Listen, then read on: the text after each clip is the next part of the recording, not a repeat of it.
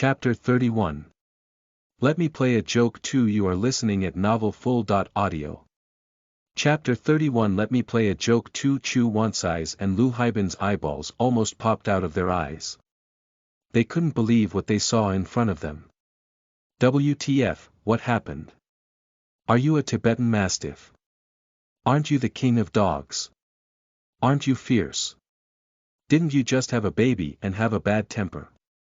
How come you start licking people's shoes in a blink of an eye? And your eyes are full of respect and worship, and your mouth drooping so much as if you'd like to lick the sole of another shoe. Can you have a little dignity? Bai Zipping and the two dog trainers were also stunned. They had seen the ferocity of the two snow mastiffs, which was enough to rival the tigers and leopards. They had never dreamed that this would happen. They rubbed their eyes hard to make sure they were not mistaken. And inside the kennel, Qin Haodong kicked the male mastiff away impatiently and roared, "Get down, you've dirty my shoes." The male mastiff immediately bent down and lay in front of Qin Haodong with great obedience. Qin Haodong had the powerful spirit of Emperor Greenwood. The two snow mastiffs had instinctively felt his strength, thus having no intention of resisting. And Qin Haodong expressed his intention to treat them as soon as he had come in. So all the two snow mastiffs wanted to do was pleasing him, and the thought of attacking him was totally left behind.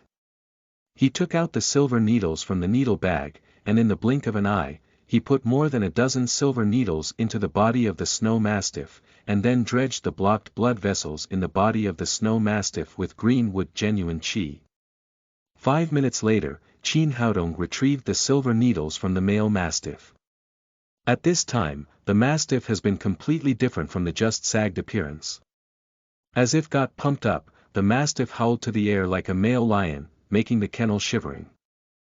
People outside the kennel opened their closed mouths again in amazement.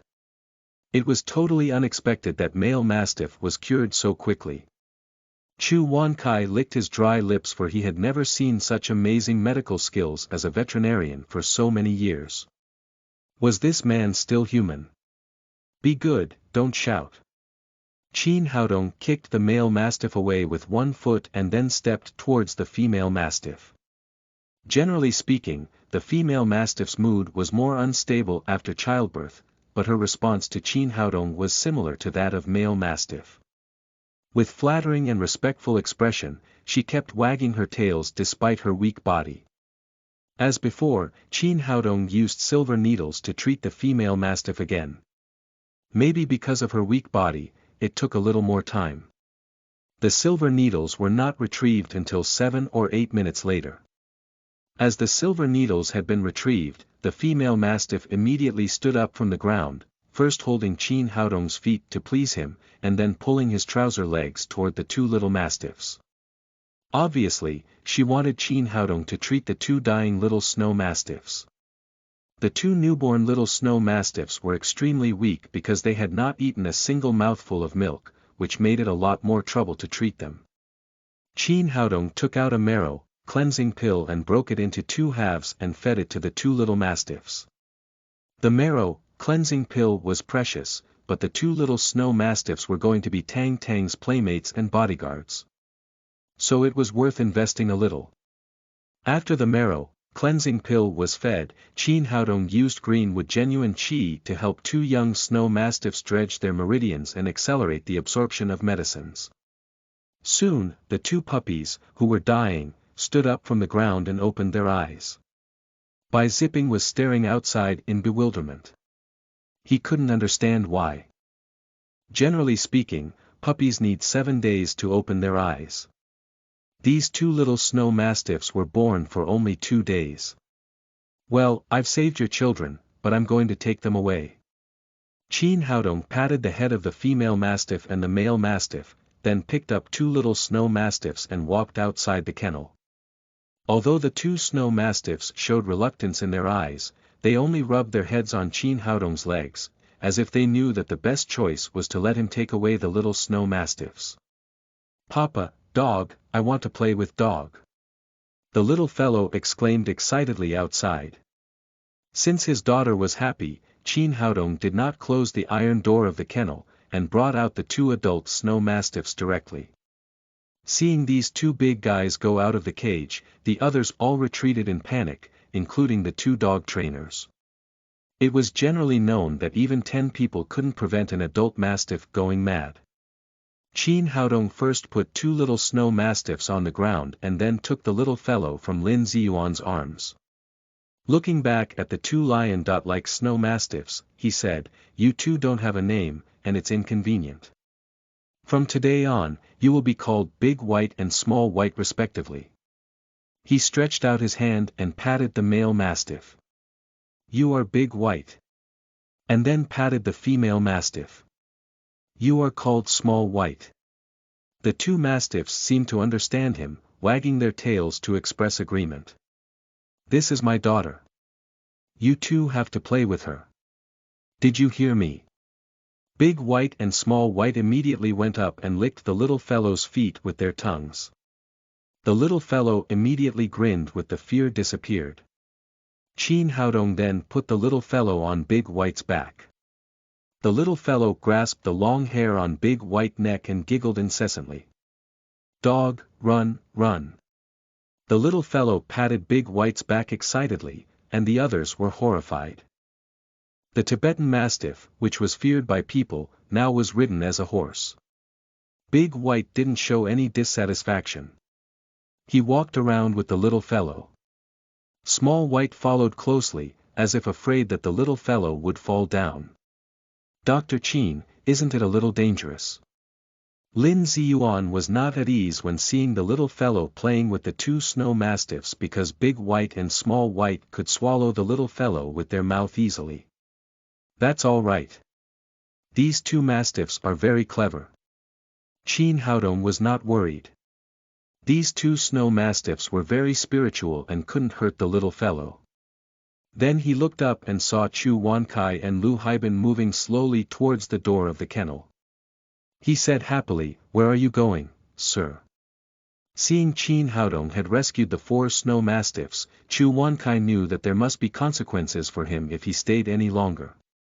He wanted to steal away, but unexpectedly he was discovered by Qin Haodong.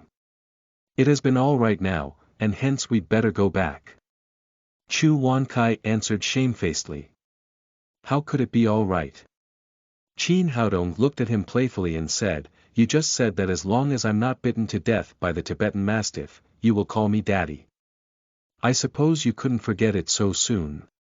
Air. The blood rushed into Chu Wankai's old face. He did say it, but he could not open his mouth to call a 20-year-old man his father. He said embarrassingly, "Dr. Qin, these are all jokes. We don't have to take them seriously, do we?" "So Dr. Chu likes to play jokes very much." Qin Haodong spoke with a radiance on his mouth. "Yes. Yeah. I like to play jokes." Chu Wankai promptly agreed, thinking that Qin Haodong was not going to take action against him. "That's good. In that case, I'll play a joke with Dr. Chu." Qin Haodong waved to Small White next to him and pointed to Chu Wankai and said, "It's too hot, tear down his pants." After hearing the order, Small White immediately growled and rushed towards Chu Wankai. Although Chu Wankai had been a veterinarian for many years, it didn't mean that he was not afraid of Tibetan Mastiffs. He turned his head and ran, but Small White ran too fast. She knocked Chu Wankai down with one claw, crushed him to the ground, and then opened his big mouth and began to tear up his trousers. "Help, somebody help!" Chu Wankai roared in piercing voice. He had been scared by Small White to urinate directly. Lu Haibin stood by and he dared not move even a step, for fear that Small White would throw him to the ground. Tibetan Mastiff's teeth were sharp as a knife, so Kwankai's jeans were torn into pieces by Small White. Fortunately, Small White executed the order very accurately. He just pulled off Chu Wankai's jeans. His red underwear was not torn though had been wet by urine, which could cover the key parts. The little fellow sat on the back of Big White, watching the scene before him. She cried excitedly. "Naked ass, shame! Shame!" Qin Haodong went over, squatted down and looked at the ghastly pale Chu Wankai with a laugh. "Dr. Chu, is this joke funny?" At this time, Chu Wankai could not laugh. Although Small White had left, his body still kept trembling. It seems that Dr. Chu didn't have enough fun. He ordered Small White again. "Pull down his underwear." "No, please don't." "Father, my dear father, please let me off." Chu Wankai surrendered thoroughly. He looked at Small White's big mouth, thinking if his little buddy was bitten, he might have to go to the imperial palace as a eunuch. After all, no one could trust animals. Why, Dr. Chu doesn't want to joke now?" Qin Haodong asked happily. No, I won't joke anymore." Chu Wankai was conquered completely. "Get out of here, then. I don't want you to get the place polluted." Chu Wankai was relieved as if getting amnesty. He got up from the ground and was ready to run, but his legs felt like jelly after being scared by Small White. He struggled several times but failed to stand up. Lu Haibin rushed to hold him up, and the two guys fled in a fluster. After they left, Bai Zipping went to Qin Haodong and said, "Dr. Qin, your medical skills are amazing. You got me." Then he took a bank card from his pocket and said, "There are 200,000 yuan in the card. Please accept it." Qin Haodong said, "Boss Bai, we have already agreed that the 2 little Tibetan mastiffs are given to me as medical fees. I can't accept the money." "It doesn't matter. You take the 2 puppies as well as the money. Let's become friends from now on." Bai Zipping was a very shrewd businessman. He had seen the potential value of Qin Haodong, who had such superb medical skills and amazing dog training skills. It was definitely economical to establish contact with him in 120% of sincerity. "Well, I'll take it." Qin Haodong took over the bank card. He really needed money now.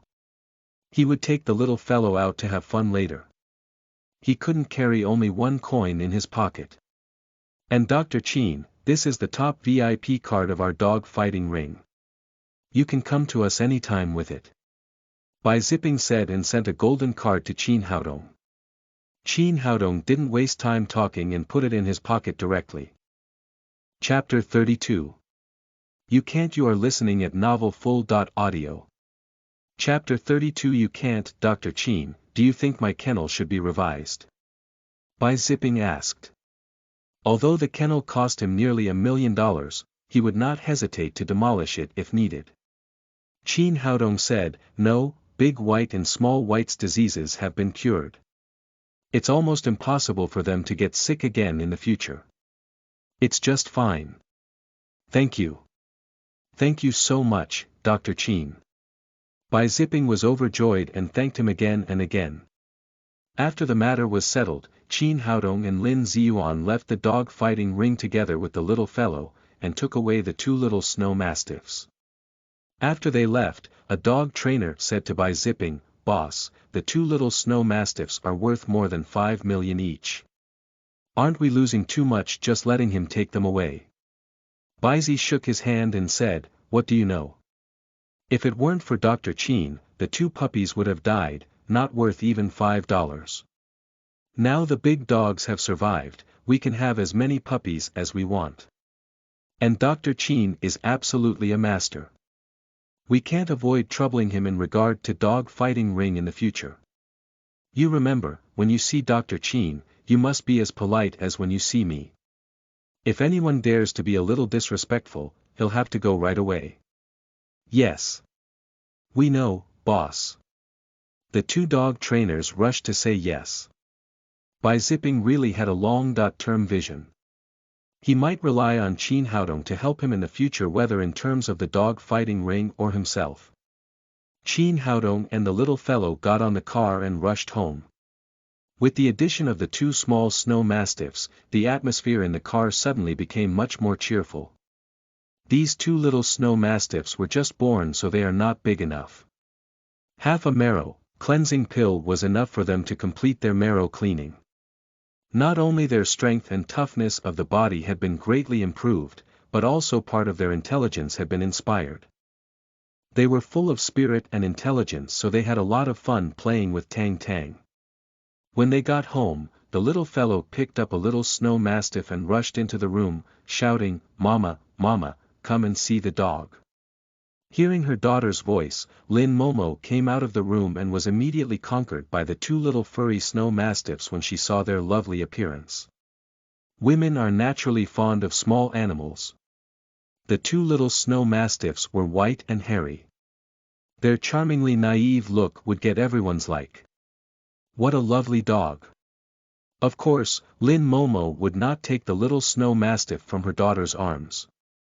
He went forward and took the one in Qin Haodong's hand, holding it in her arms with tender caress. "What kind of dog is this, Pekingese?" "Pekingese." Qin Haodong was slack-jawed. "This is a Tibetan Mastiff, not a Pekingese." Lin Momo glared at him charmingly and said, "I've seen Tibetan Mastiffs before, and they looked like lions. How can they be so cute?" Qin Haodong said flatly, "Miss, this little snow mastiff has just been born for 2 days. How big do you suppose it to be?" "No way.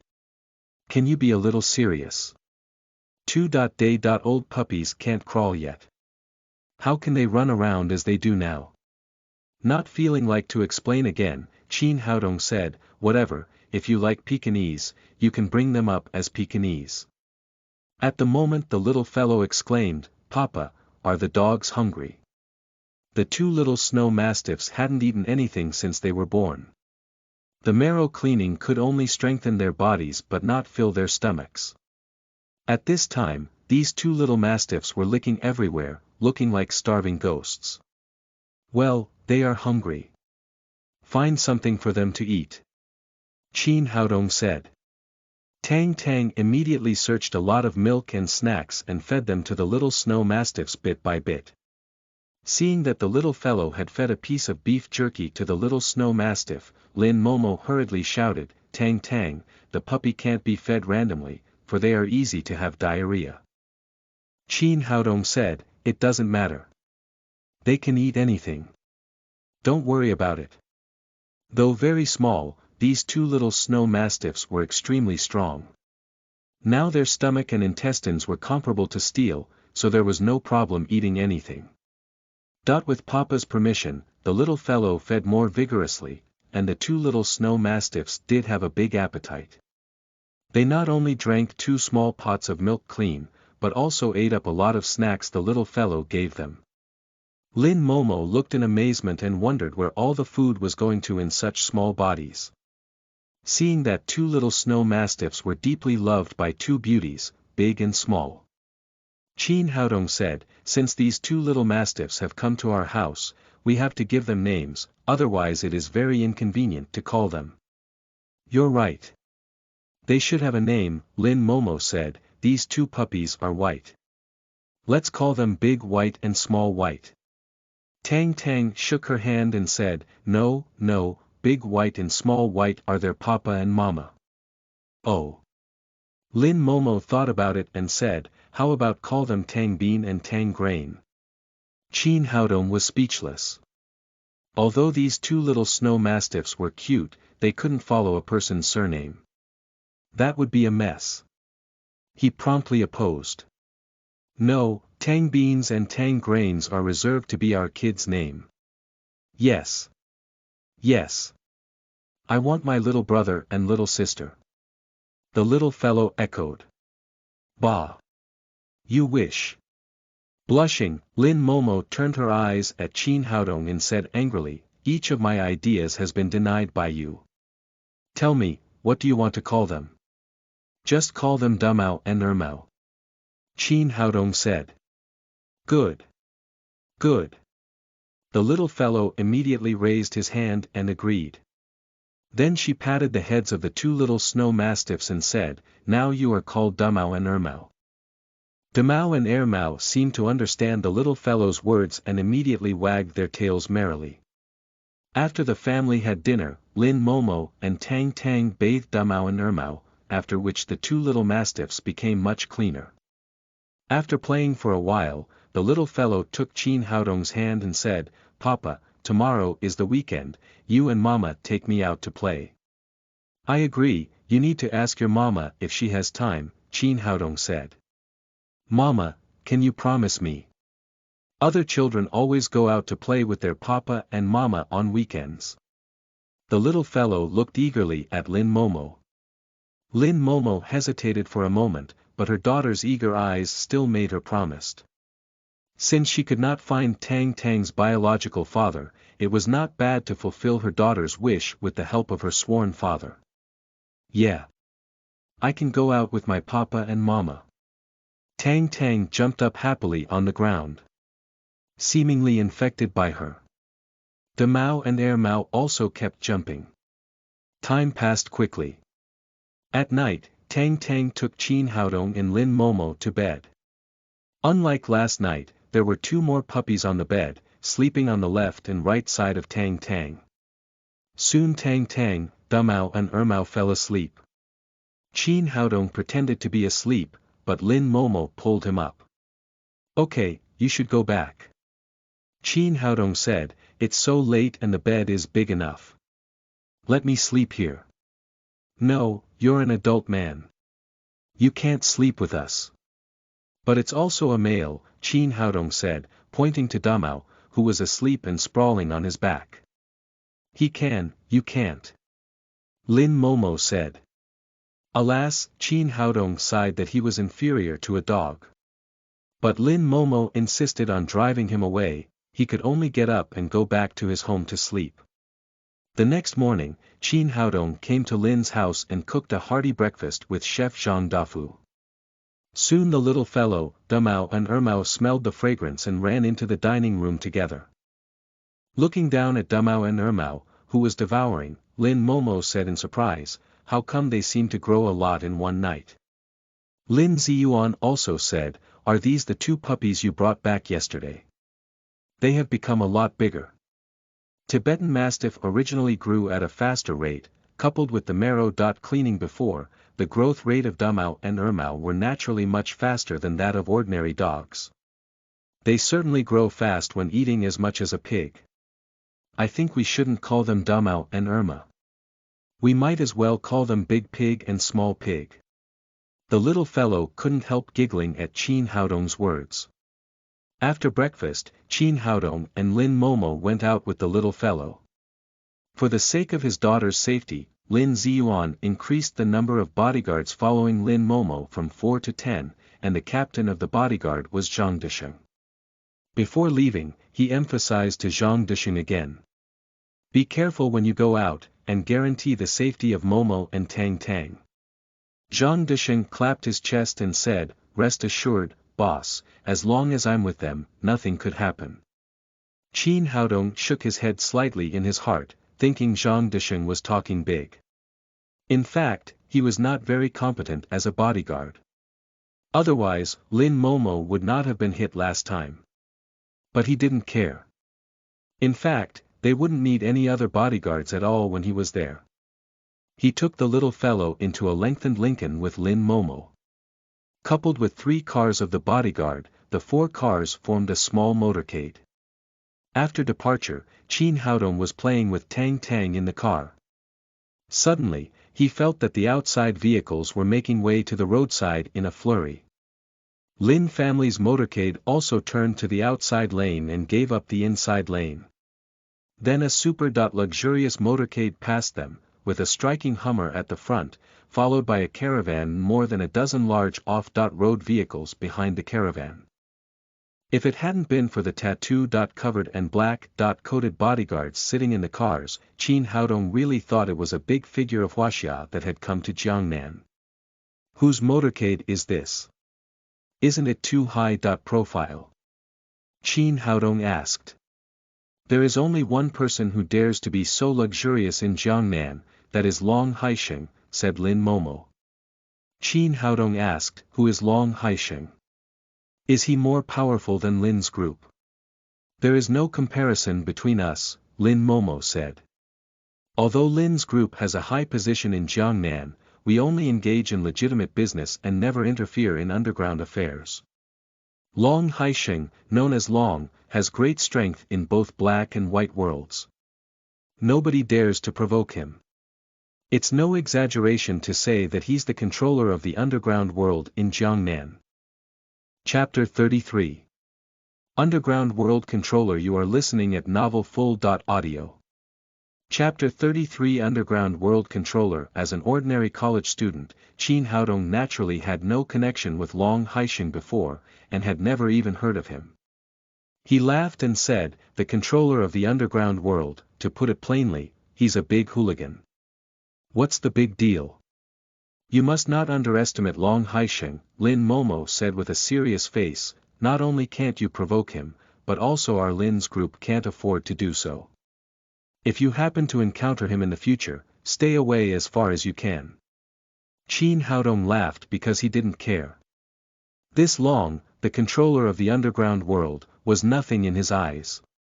Seeing that he didn't take her words seriously, Lin Momo continued, "Long Haisheng's strength is beyond your imagination. Just last year, a director of the Bureau of Industry and Commerce clashed with him and talked about investigating him. As a result, he was taken away by people from the provincial authorities in a few days, and then there was no news about him. Moreover, a large company competed with Long Haisheng for business some time ago. The company not only failed to win the business, but also offended Long Haisheng. Just one word from Long Haisheng brought the departments of industry, commerce and taxation to make an investigation into this company. After that, all the major banks stopped lending to the company and no one in Jiangnan dared to do business with this company anymore. Soon, a large company not much smaller than Lin's group was bankrupted." Qin Haodong nodded slightly. It seemed that this Long really had his ways.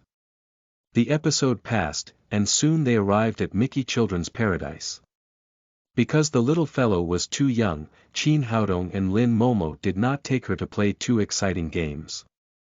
They successively played Pooh, Sweet Pot, Peter Pan, and other children's projects. The little fellow had a good time and kept giggling. She was very happy to come out and play with her parents. "Papa, I want to play that." The little fellow pointed to the merry.go.round not far away. "Okay, Papa will take you there." The merry.go.round was the favorite of many children. It took about 20 minutes to line up for their turn. Qin Haodong put the little fellow on a red wooden horse, standing beside her with Lin Momo at the other side. While they were waiting for the merry.go.round to start, suddenly someone shouted, "Stop! Everyone get out of here!" He looked back and saw a group of people standing outside the playground.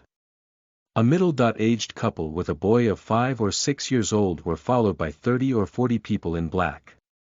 Wearing Chinese tunic suit, the middle-aged man was neither tall nor strong, but he radiated a strong momentum. The middle-aged woman next to him was gorgeously dressed.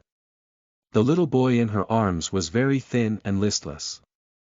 He had a sick face and had no hair on his head. The one just shouted was a bald man with dragon tattoos. He was fat and ferocious. Seeing the bald-headed man, people in the playground left one after another. After all, these people seemed to be of extraordinary origin. Ordinary people could not afford to provoke them. Seeing that the playground was cleared, the staff of the playground rushed over and said, "What's the matter, sir? Our young lord wants to play merry.go.round. We are now booking the whole playground and will pay the due price." The bald man took out several bills and threw them in the arms of the staff. "I'm not the one to be bullied. Why should we go?" A tattooed middle-aged man shouted in disobedience but was slapped on the face by the bald man before he could finish. "Long is here booking the playground, and it's not your turn to stand out." "Long, which Long?" the middle-aged man asked, covering his face. The bald man slapped his mouth again and scolded, "Are you foolish? Is there a second person who dares to call himself Long in Jiangnan?" This time, the middle-aged man dared not say anything. He pulled the little girl next to him and left in a panic.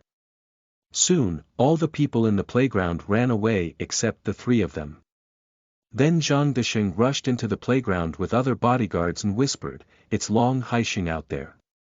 Let's go now." Long Haisheng. Qin Haodong smiled a little. He didn't expect to meet the man they were just talking about so soon. "Are you afraid? If you're afraid you can leave. I'll take Tang Tang to play here." Qin Haodong disdained Zhang Disheng's panic-stricken appearance. Zhang Disheng looked anxious. As a bodyguard, he could not leave his masters and go for himself. But he was really afraid of provoking Long Haisheng. "Miss Lin." He turned to Lin Momo helplessly.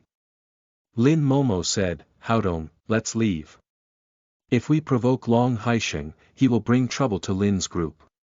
Qin Haodong did not take Long Haisheng in his eyes at all, but then he thought he was not alone. It would be bad to bring trouble to Lin's group because of a small trifle. After thinking, he said to the little fellow, "Tang Tang, let's go play something else first, and then come here to play the merry-go round, shall we?" "Why? I have been waiting for a long time," the little fellow said reluctantly. "Because the little boy is ill, we should satisfy him if he wants to play merry-go round by himself, right?" Qin Haodong had already known that the little boy in the arms of the middle-aged woman was seriously ill and that he was bald because of chemotherapy. "Well, all right then." The little fellow nodded. Qin Haodong picked up Tang Tang and prepared to walk outside the playground. By this time, the middle-aged woman had stood at the entrance of the playground with the little boy in her arms. She shouted loudly toward the inside of the playground, "What's the matter? Why didn't you go yet?" Zhang Disheng rushed forward with a big smile and said, "We are from Lin's group. We'll leave at once. We'll leave at once." The reason why he first gave the name of Lin's group was that he was afraid that Long's men would suddenly use violence. Anyway, Lin's group was still very important in Jiangnan. It was estimated that Long Haisheng would show them a little respect. When the woman heard the name of Lin's group, she just hummed and shouted, "Get out of here." She was Chao Ting, Long Haisheng's wife, and apparently did not take Lin's group seriously. Qin Haodong frowned and was about to break out. Lin Momo quickly held him back. It would not be a good thing for Lin's group if he offended Long Haisheng. Then the little boy in Chao Ting's arms saw Tang Tang and said, "Mom, that little girl is beautiful. I want to play with her." Chao Ting turned her eyes to the boy in her arms. Her fierce and arrogant face turned into a doting one. "Baby, your body is too weak. Shall we play by ourselves?" Then she turned to Qin Haodong and other people and shouted, "What are you doing? Hurry up and leave." "No, Mom, I'm going to play with that little girl. Her hair is beautiful." The little boy began to cry. Chao Ting turned to Tang Tang in fury. "Dafei, tear off the hair of that little b*tch lest she should seduce my son." Qin Haodong could no longer control his temper. He would tolerate nothing when in regard to his daughter Tang Tang. No one could let the little fellow suffer a little. Chao Ting was shouting loudly, but suddenly she felt a pain in her face and heard a snap when a big slap fell on her face. At this moment, the playground fell into silence, as if time was still. Zhang Disheng's opened mouth was big enough to be stuffed with a steamed bun. He never dreamed that Qin Haodong would dare to hit Chao Ting. Chao Ting was Long's wife, the woman boss of the underground world in Jiangnan. Lin Momo was also shocked. She didn't expect Qin Haodong, who had always been easygoing, to be so fierce that he used violence without hesitation. But Qin Haodong, as if he had done something trivial, bowed his head and said to the little boy, "Kid, don't learn from your mother, her mouth is so stinky. Son of a b*tch, you dare beat me." Chao Ting was stunned for a while before she regained her consciousness. He shouted hysterically, "Come on, someone cut him off for me." Then the bald man called Dafei came from outside, followed by the furious Long Haisheng. He stepped forward to Qin Haodong and said with a somber face, "Boy, dare to touch my woman. Qin Haodong said happily, nothing. Your woman is too rude. Let me educate her for you. Zhang Desheng felt his legs begin to tremble. He suspected that Qin Haodong had gone mad. He not only hit Chao Ting, but also dared to tease Long Haisheng. They would be screwed. He didn't know if Long Haisheng would disable all of them in a fit of anger. He bowed and scraped. Long, this is a misunderstanding, we are from Lin's group. Lin's group. Long Haisheng's face softened a little. He glanced at Lin Momo and said, well, I've had a drink with Lin Ziyuan. All of you can go except for him. Then he looked at Qin Haodong coldly. He was the controller of the underground world, and hence no one dared to humiliate him as such. Zhang Desheng was relieved at last. It seemed that Long Haisheng was not as unreasonable as his wife, so he gave Lin's group an out. Zhang Desheng looked longingly at Lin Momo, hoping to take them out of here as soon as possible, before Long could repent. Lin Momo hesitated for a moment and did not leave. She took Qin Haodong's arm and said to Long Haisheng, I'm sorry, Long, my boyfriend just got a little impulsive, but we are willing to compensate. We can give you as much money as you want. Money. Money is the last thing I need. Long Haisheng's face changed. Since you reject my kind offer, all of you won't get away. Anger rose in his heart. A man came from nowhere dared to beat his wife in public. And a woman wanted to settle things with money. It seemed that his words became useless. Even cats and dogs could bully him now. Qin Haodong was moved that Lin Momo didn't throw him away at the crucial moment, which showed she was faithful. He handed Tang Tang to Lin Momo's bosom, then stand before them and arrogantly said to Long Haisheng, what are you? When is it your turn to say whether we can leave or not? Zhang Desheng cried sadly in his heart. We are done.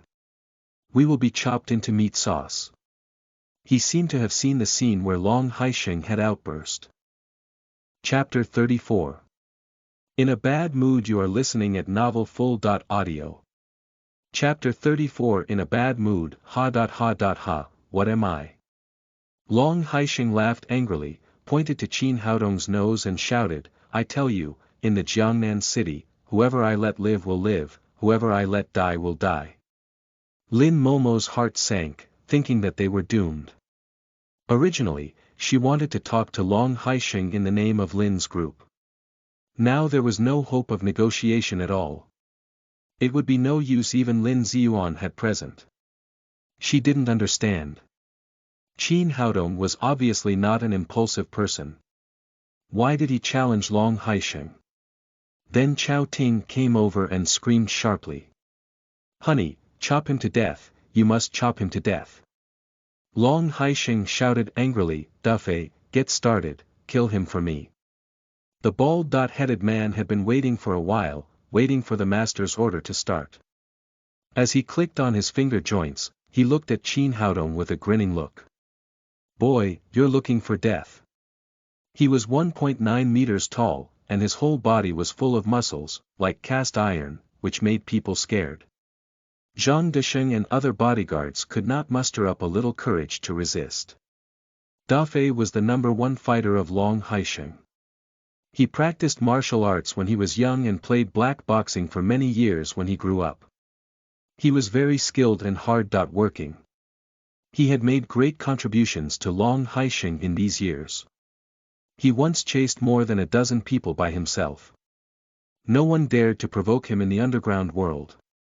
He punched toward Qin Haodong in a fierce way. His arm looked thicker than ordinary people's thighs. If he hit his face, he must be dead or disabled. Zhang Desheng and others were quite scared of the power of the punch. They involuntarily stepped back, fearing to be affected. The little fellow also seemed to feel something wrong. She cried out in fear in Lin Momo's arms, Mama, I'm scared. Qin Haodong appeared as if nothing had happened. He turned back and smiled at the little fellow. Tang Tang, Papa's here. Don't be afraid. Without turning his back at all, he raised his hand and grabbed Da Fei's fist. It seemed as if he had eyes on the back of his head, and he firmly held the fierce punch. Da Fei changed his countenance. He had hundreds of kilograms of strength in this punch which could break several boards. Now his punch had been dissolved by the young man before him. He retracted his fist and felt as if it had just hit the iron plate. His finger bones were shaken and painful, and he could not help but be secretly shocked. It seemed you are adept at martial arts. After he finished speaking, he pulled out a shining dagger from his waist and pierced toward Qin Haodong's chest. Qin Haodong frowned, for it seemed that this guy really wanted to kill him. He had to fight fire with fire since his opponent was so cruel. He raised his foot like a lightning and hit Da Fei's carpal bone with a gentle tap of his toe. Da Fei's carpal bone was kicked in two in a click and the dagger flew away. Then he kicked again at Da Fei's chest. Under the incredulous gaze of all the people, Da Fei's tall body flew out like a broken sack and collided fiercely with the wooden horse beside. Da Fei, are you okay? Long Haisheng's face was gloomy. Da Fei was the first fighter under his command. Today, he was defeated by such a weak little white face. Da Fei felt that he was hit by a train. It seemed that all the internal organs had been displaced. He spat out a big mouthful of blood. Obviously, he was badly injured and had no fighting power anymore. Good boy, a capable fighter. The muscles on Long Haisheng's face involuntarily twitched in extreme anger. He had controlled the underground world in Jiangnan for many years, never had he been provoked. At this time he just wanted the young man to know his strength. You can fight well, let me see how many you can fight with. He raised his hand and waved, shouting to the fighters behind him, come up together, cut him off for me. After being ordered, the men in black behind him pulled out steel pipes, machetes and other weapons, and together shouted and pounced on Qin Haodong. Seeing this situation, Zhang Desheng and others had been frightened far away, leaving Qin Haodong standing there alone, facing dozens of big men with machetes. You are courting death. Faced with the fierce men in black, Qin Haodong no longer held back and began to use his fists and feet. Those who were beaten either became dead or disabled. The weapons such as steel pipe and machetes could not even touch the corner of Qin Haodong's clothes. Looking at the man who was desperately guarding herself, Lin Momo felt warm in her heart. For many years, she wanted to find a strong support for herself and her daughter. Today, she finally found this feeling. Papa is great. I love you. No longer afraid at this time, the little fellow clapped her hands for Qin Haodong in the back. Soon the battle was over, the playground was filled with moaning men, who hugged their hands or feet and howled loudly and miserably. Qin Haodong showed no mercy, for he was annoyed that these people were so cruel. All these men were injured and almost all of them were disabled. Did he win? Zhang Desheng opened his eyes as if he had seen a ghost. He had never seen such powerful martial art. Lin Momo was also shocked at Qin Haodong's capability in martial art, for she only knew about his excellent medical skills. Dealing with dozens of strong men with knives by himself, this kind of situation could only be seen in TV dramas before, but it happened before her eyes today. Qin Haodong clapped his hands and walked leisurely to Long Haisheng and Chao Ting. How about that? Can you still control my life and death now? Unexpectedly, all these competent subordinates were not Qin Haodong's opponents. Long Haisheng's face turns blue. This terrible capability had been seen in few people in decades. But in any case, he was the controller of the underground world in Jiangnan, so he was not very panicked although shocked. Boy, you really can fight, one person versus dozens of people, but can you resist a gun? I've seen a master before, but in the end the man was shot dead. Nowadays, it's no use in this society to rely on fists alone. Believe it or not, I can put you in prison with a phone call now. He was so proud that he seemed to regain the initiative. Long Haisheng could dominate Jiangnan city not only because of his men who could fight, but also because of the forces behind him. Otherwise, he would have been removed from power long ago. Qin Haodong smiled and said, "Believe it or not, I can kill you now." He really wanted to kill him. If he didn't get rid of this man, there would be a lot of trouble in the future. As the most outstanding doctor of traditional Chinese medicine, he had many means to make Long Haisheng die inexplicably. No one could find out the cause. Though occupying a place in the society for so many years, Long Haisheng felt threatened by the young man before him. Although Qin Haodong was free and easygoing, his fierce eyes made people scared inside. Just then, a voice came out of the playground. "Dr. Qin, why are you here?" Qin Haodong turned his head and saw Bai Zipping coming in from outside. After seeing the wounded black men all over and the blue-faced Long Haisheng, Bai Zipping asked in surprise, "Haisheng, what's the matter?" His dog fighting ring was an underground business, so he naturally connected with Long Haisheng, the controller of the underground world, who owned 30% of the share of the dog fighting ring. And they were also relatives. "Cousin, do you know this man?" Long Haisheng asked. "Haisheng, this is Dr. Qin whom I mentioned to you. His medical skill is very superior. He can definitely cure Xiaobao's disease." It turned out that Bai Zipping wanted to recommend Qin Haodong to treat Long Haisheng's little son Xiaobao after he witnessed Qin Haodong's magic medical skill yesterday. And they too had made an appointment at the playground by telephone, but Bai Zipping came a little late. "You mean he is the little magic doctor?" Long Haisheng asked incredulously. "It's absolutely true, Dr. Qin's medical skill can only be described by the word magic. Bai Zipping said firmly. At first, he was not convinced when heard Qin Haodong from Lin Ziyuan, but what he saw with his own eyes yesterday convinced him thoroughly. Although there were some gaps in the treatment of people and dogs, medical skills were still interlinked. Long Haisheng's face had changed. His son was diagnosed with leukemia 3 years ago, and had barely survived to this day relying on his family's huge financial resources. But doctors said he could only live for another 3 months at most. In order to cure his son, they had sought treatment all over the world in recent years, but no one could cure Xiaobao's disease. When he heard about Qin Haodong's amazing medical skills, a glimmer of hope rose in his heart. It was unexpected that the two men should meet in this way. "As long as you can cure my son's illness, today's incident will be cancelled, and you will be my friend in the future." For the sake of his son's illness, he finally put down his face. Qin Haodong smiled. "If I'm not mistaken, your son had leukemia 3 years ago. He had 5 chemotherapy sessions, but the effect was not ideal. If he didn't get effective treatment, he could only live for 3 months. BL.net This time, not only Long Haisheng, but also Chao Ting beside him has shocked greatly. He could tell Xiaobao's condition so clearly that he was absolutely not an ordinary person. Bai Zipping asked, "Dr. Qin, can you cure this disease?" Qin Haodong said, "Leukemia is nothing serious. I can cure him if I want to." Long Haisheng was overjoyed, and he said excitedly, "Really? When will you cure my son?" Qin Haodong said, "I just said that I can cure your son.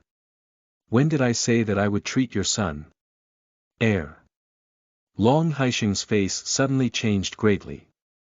Bai Zipping said promptly, "Dr. Qin, please help the child. No one in the world can save Xiaobao except you. I have the ability, but I'm in a bad mood and don't want to treat people." Then he turned to Lin Momo and said, "Let's go somewhere else to have fun." Chapter 35. Enemies turned into friends. You are listening at novelfull.audio. Chapter 35. Enemies turned into friends. Qin Haodong had always regarded treating patients and saving people as his duty, but these people had just used violence against themselves. Especially the hateful woman, abused her little fellow, and threatened to pull out her hair, which was unforgivable in any case.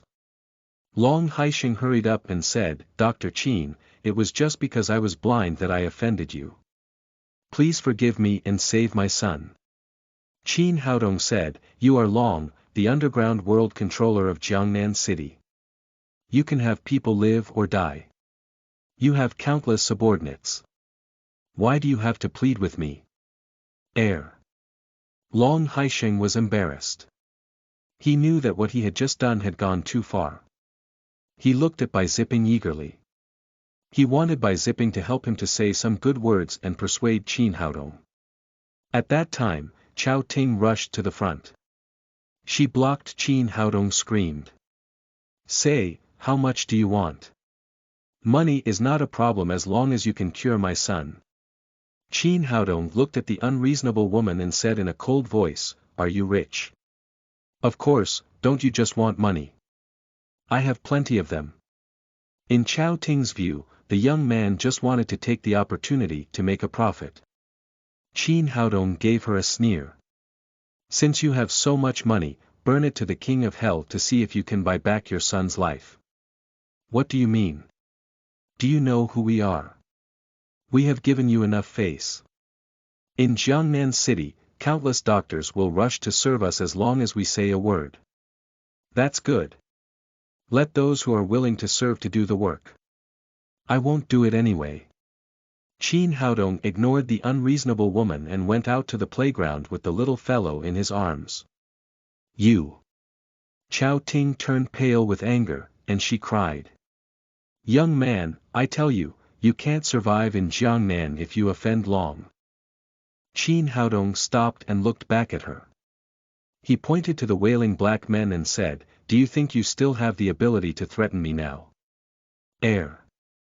Chao Ting's face became dull. She was usually arrogant and used to threaten others. Then she realized how fierce the young man was. All her staff had been laid down. It was fortunate that he had let her off.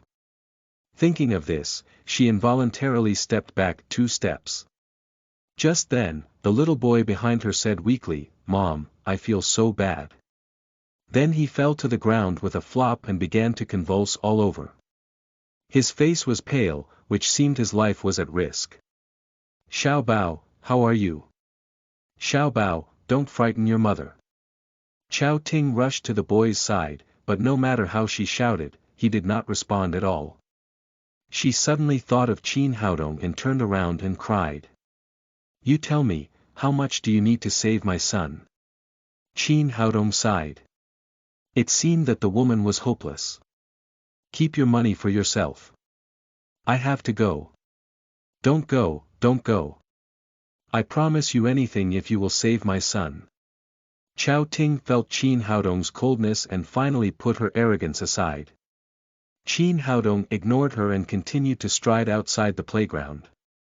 Chao Ting rushed up and lay on the ground, hugging Qin Haodong's calf. She cried loudly. Dr. Qin, I know I was wrong. Please, please save my son. I deserve to die, but the child is innocent. As she spoke, she slapped herself, which looked very pitiful. Bai Zipping came over and said, Dr. Qin, she has apologized. You can forgive her once. In fact, I knew Chao Ting very early. She used to be a gentle and kind woman. Her temperament has changed greatly since Xiao Bao got leukemia. In fact, she is also a poor mother who loves her child. The little fellow said, Papa, that little brother is so distressing. You should save him. As a mother herself, Lin Momo sympathized with her.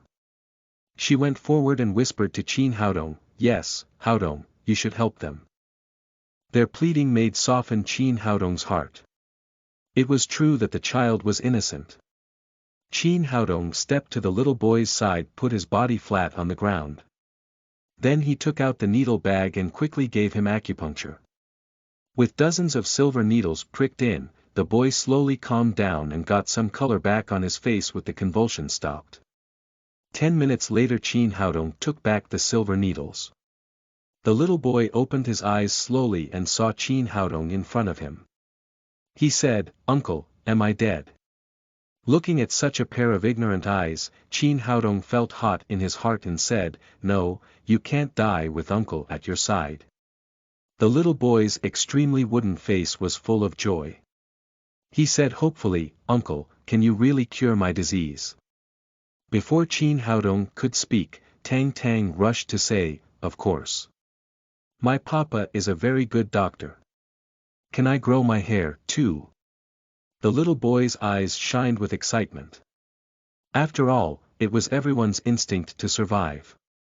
He had just been through too many treatment failures and was on the verge of despair. Qin Haodong said, "Of course, if you get well, you will grow hair." Seeing her son had recovered, Chao Ting held him tightly in her arms. "Xiaobao, you almost scared your mother to death. Dr. Qin, how is Xiaobao's illness?" Long Haisheng came over and asked nervously. At this time, he had lost the arrogant image as a controller. Qin Haodong looked at him and said, "Leukemia is nothing more than a kind of blood poison. As long as the toxin is removed, health can be restored. I have just given him the first treatment, but he has been ill for too long, the toxins in his body cannot be removed at one time. I will write you a prescription according to which he takes the medicine. I will give him the second treatment a week later, and he can recover after 3 times of treatment." "Really? Dr. Qin, thank you so much." Long Haisheng made a deep bow to Qin Haodong. No matter how honorable he was just an ordinary father who loved his son. Qin Haodong took out his pen and paper, and wrote a prescription to Long Haisheng very quickly. "I've written all the usage on the paper. He doesn't need the chemotherapy after taking medicine according to the prescription." The boy got out of Chao Ting's arms and stood up. He began to play with the little fellow. He had no friends all the time and was refused contact with other children by his parents. Now he was quite happy that he finally had a playmate. Seeing her son finally be able to be like a normal child, Chao Ting couldn't stop crying. She threw herself on her knees in front of Qin Haodong and kowtowed forcibly. "Dr. Qin, thank you for saving my son. It was my mistake. If you want to beat or scold me, I won't say no." Qin Haodong sighed in his heart. Although this woman was unreasonable, she was also a good mother. "Well, get up. Let bygones be bygones." Long Haisheng said, "Dr. Qin, you are a great benefactor to me. Please come to me if you need any help. I will never say no to you." Qin Haodong smiled and accepted Long Haisheng's gratitude. He didn't want to set up such a powerful enemy for Lin's group. Seeing that the two enemies had turned into friends, Bai Zipping pointed to the moaning men in black and said, "Dr. Qin, do you think you can help and treat these people? The grievances between the two sides have been settled." Qin Haodong nodded. He stepped forward to Dafei and grabbed the injured wrist, pushing and pulling. In a twinkling of an eye, the broken wrist bone was fixed. Dafei did not expect to recover from the pain of his wrist in a twinkling of an eye. He said gratefully, "Thank you, Dr. Qin. Don't exert yourself in 7 days.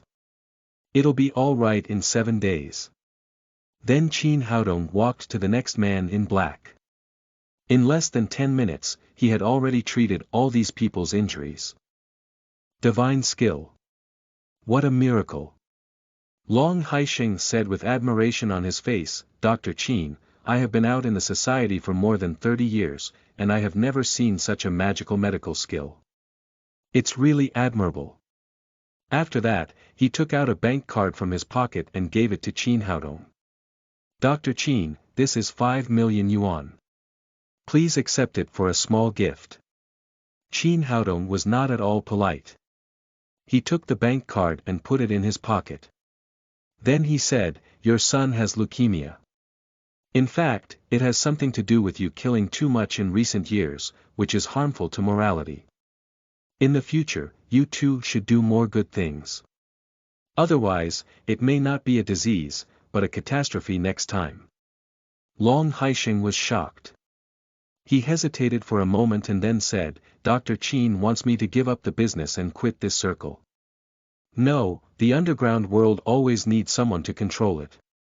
You just need to remember to do more good works in the future." Qin Haodong knew very well that where there was sunshine, there was darkness. The underground world always needed someone to control. If Long Haisheng really quit, the underground world in Jiangnan City would be chaotic, which was not good for the whole Jiangnan City. Long Haisheng bowed and said, "Thank you, Dr. Qin, for your advice. I have learned a lot." After that, Long Haisheng let all his staff leave the playground, and at the same time lifted the blockade of the playground. Like a pair of ordinary parents, they had a good time on the merry-go round with Long Xiaobao and Tang Tang. Half an hour later, Qin Haodong and Lin Momo walked out of the playground with the little fellow and saw Zhang Disheng standing at the door with 10 other bodyguards in embarrassment. "Miss Lin, we..." Zhang Disheng just wanted to say something. Lin Momo said coldly, "Don't talk nonsense. I don't want to listen to anything. Now go to the company to get 3 months' salary. You are fired." "WH. What?" Zhang Disheng was shocked. He thought he would be scolded. He didn't expect Lin Momo to be so straight that she fired them all from the Lin's group. "Don't, Miss Lin. Give us another chance." After Zhang Disheng finished talking, the others behind him also begged. As bodyguards in Lin's group, they were well paid and well treated, and one could hardly find such a good job elsewhere. Lin Momo looked at them coldly and said, "I don't want to say the same thing for the second time. Leave now." Seeing Lin Momo's firm attitude, Zhang Disheng changed his expression and said, "There must be a reason to dismiss us." Chapter 36. A car accident. You are listening at novelfull.audio.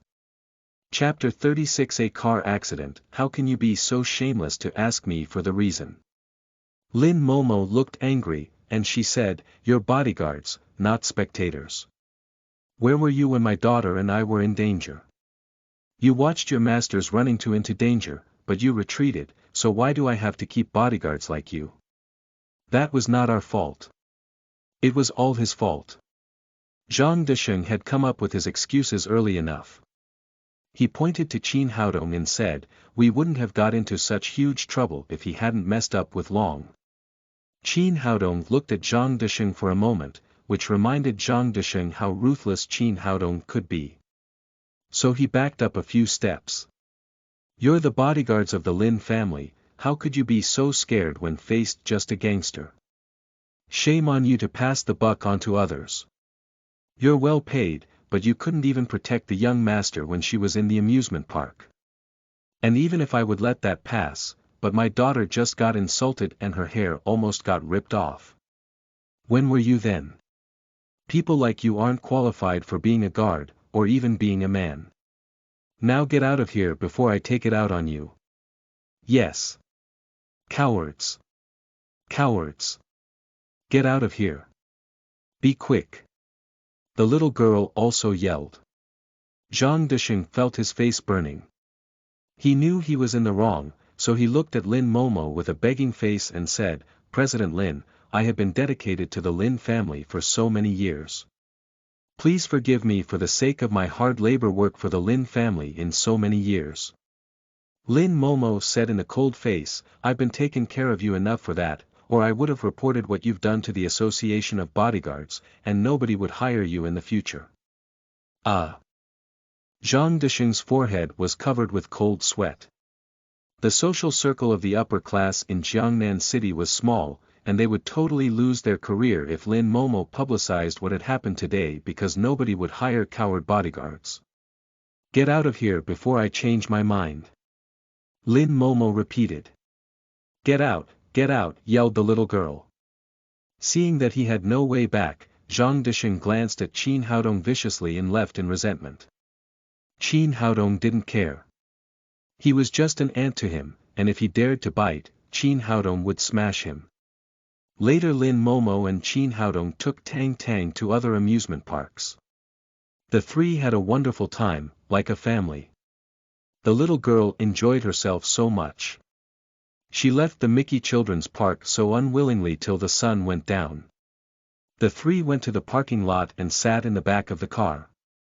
The driver was named Uncle Zhang, a man in his 50s who had been serving the Lin family for long. He started the engine and drove steadily to home. "Papa. The children's park is so fun. When will you take me back here?" asked the little girl with her excited face. Anytime. Daddy will take you back anytime you want. While speaking to the little girl, Chin Haodong felt something was going wrong, so he frowned. Lin Momo noticed his change and asked, Haodong. Anything wrong? The little girl answered it for him, Papa is a doctor, and doctors never get sick. Chin Haodong pinched the little girl's smooth cheek. He smiled and said, Tang Tang's right. I'll never get sick. Of course, he would never get sick, because he had cultivated the longevity of Emperor Greenwood. Mickey Children's Park was located in the suburbs, so part of their way back home was remote mountain road. As they drove in that part, Chin Haodong's bad premonition went worse and worse. He bent his finger and calculated, and then his expression changed sharply. The calculated hexagram showed an extremely hazardous sign. At this moment, a large truck came in their way. Uncle Zhang had pulled the Rolls-Royce aside as much as he could, but the big truck headed directly to the car. D***M. Who drives like that? Uncle Zhang was totally shocked. He was pulling over as much as he could, and horned like mad. However, it seemed that the driver of the truck couldn't hear it. He didn't change the direction of the truck, and instead, he speeded up. D***M. Finally, Chin Haodong knew where his bad premonition came from. He kept the little girl in his arms and kicked off the door of the Rolls-Royce. He grabbed Lin Momo with another hand and jumped out of the car. As the three landed on the ground. After a tremendous boom, the two cars collided into each other deeply. Although the Rolls-Royce had a nice performance and excellent safety, it was still vulnerable compared to the large truck. What was worse, the truck was running very fast, and the driver didn't brake. The truck hit over the Rolls-Royce and ran it over, which indicated that this was by no means an accident, but definitely a murder. When the big truck stopped, the Rolls-Royce was totally under it and pressed flat. There was hardly any chance that Uncle Zhang had survived. The three picked themselves up from the ground. Lin Momo was totally dumb, not knowing what had happened at all. The little girl's face paled out of scare. She hugged Lin Momo's neck tightly. Chin Haodong was outrageous when seeing the horrifying scene. He might be able to survive because of his cultivation, but the little one and Lin Momo would definitely die if he hadn't had the bad premonition. Before he took it out, 7 or 8 men in black jumped off the truck. They all had black hoods on their heads, with only 2 of their eyes revealed. They had guns in their hands, and in mere time, they started shooting. The serial killing was out of Chin Haodong's expectation, and he could avoid it with his swift dodging skills if he was alone. But now he had Lin Momo and the little girl behind, whose life he cherished more than his own. The time was too short for him to consider more. He jumped up and pulled Lin Momo and the little girl down onto the ground. Then he took them to hide behind a big rock. As fast as he was, all of the moves had taken shorter than seconds. His body vibrated, because his left shoulder, right chest, and his leg had been shot. F***ck, my cultivation level is too low. Chin Haodong swore silently. He wouldn't even care about these bullets if he had the cultivation in his previous life. But now was not a good time to complain. The crucial task now was to deal with these people. His cultivation was barely enough for him to protect the little one and Li Momo, let alone killing those people. Maybe it was time to ask for help now. He took his phone out of his pocket and dialed Nalan Wuxia's number fast. Nalan Wuxia was on duty today. She answered it immediately when she saw the number of Chin Haodong. As she was about to speak, she heard the low voice of Chin Haodong came from the other side. Someone's hunting me, come and help me soon. Nalan Wuxia knew Chin Haodong was a joker, so she didn't believe it at all. She laughed and said, knock it off. Why would someone hunt a young doctor like you? You can't fool me. It's not April Fool's Day today. Her reaction was out of Chin Haodong's expectation. Chin Haodong swallowed his swearing words and spoke it out fast, why your boobs so plumb while brain so empty? I have no time for jokes. Hurry up or you can come and pick my body later.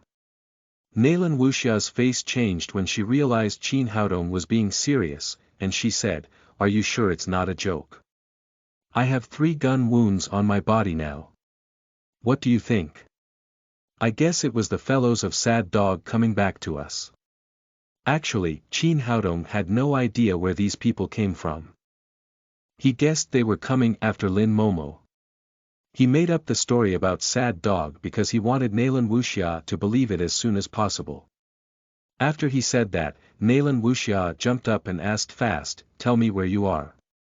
On the way back to Jiangnan City from Mickey Children's Park, you can see a traffic accident scene here, and that's where we are trapped. Just hang on and I'll be there in 10 minutes. After that, Nalan Wuxia hanged up the phone immediately. Lin Momo understood now that this was an assassination. The rock was not that big, so she had to hug the little one and cuddled with Qin Haodong, with her cheek on his back. After she collected herself, Lin Momo felt her face wet and sticky. She touched it and found it all blood. "Are you injured?" "Nothing, just a little wound." After he was done asking for help, he finally felt peaceful.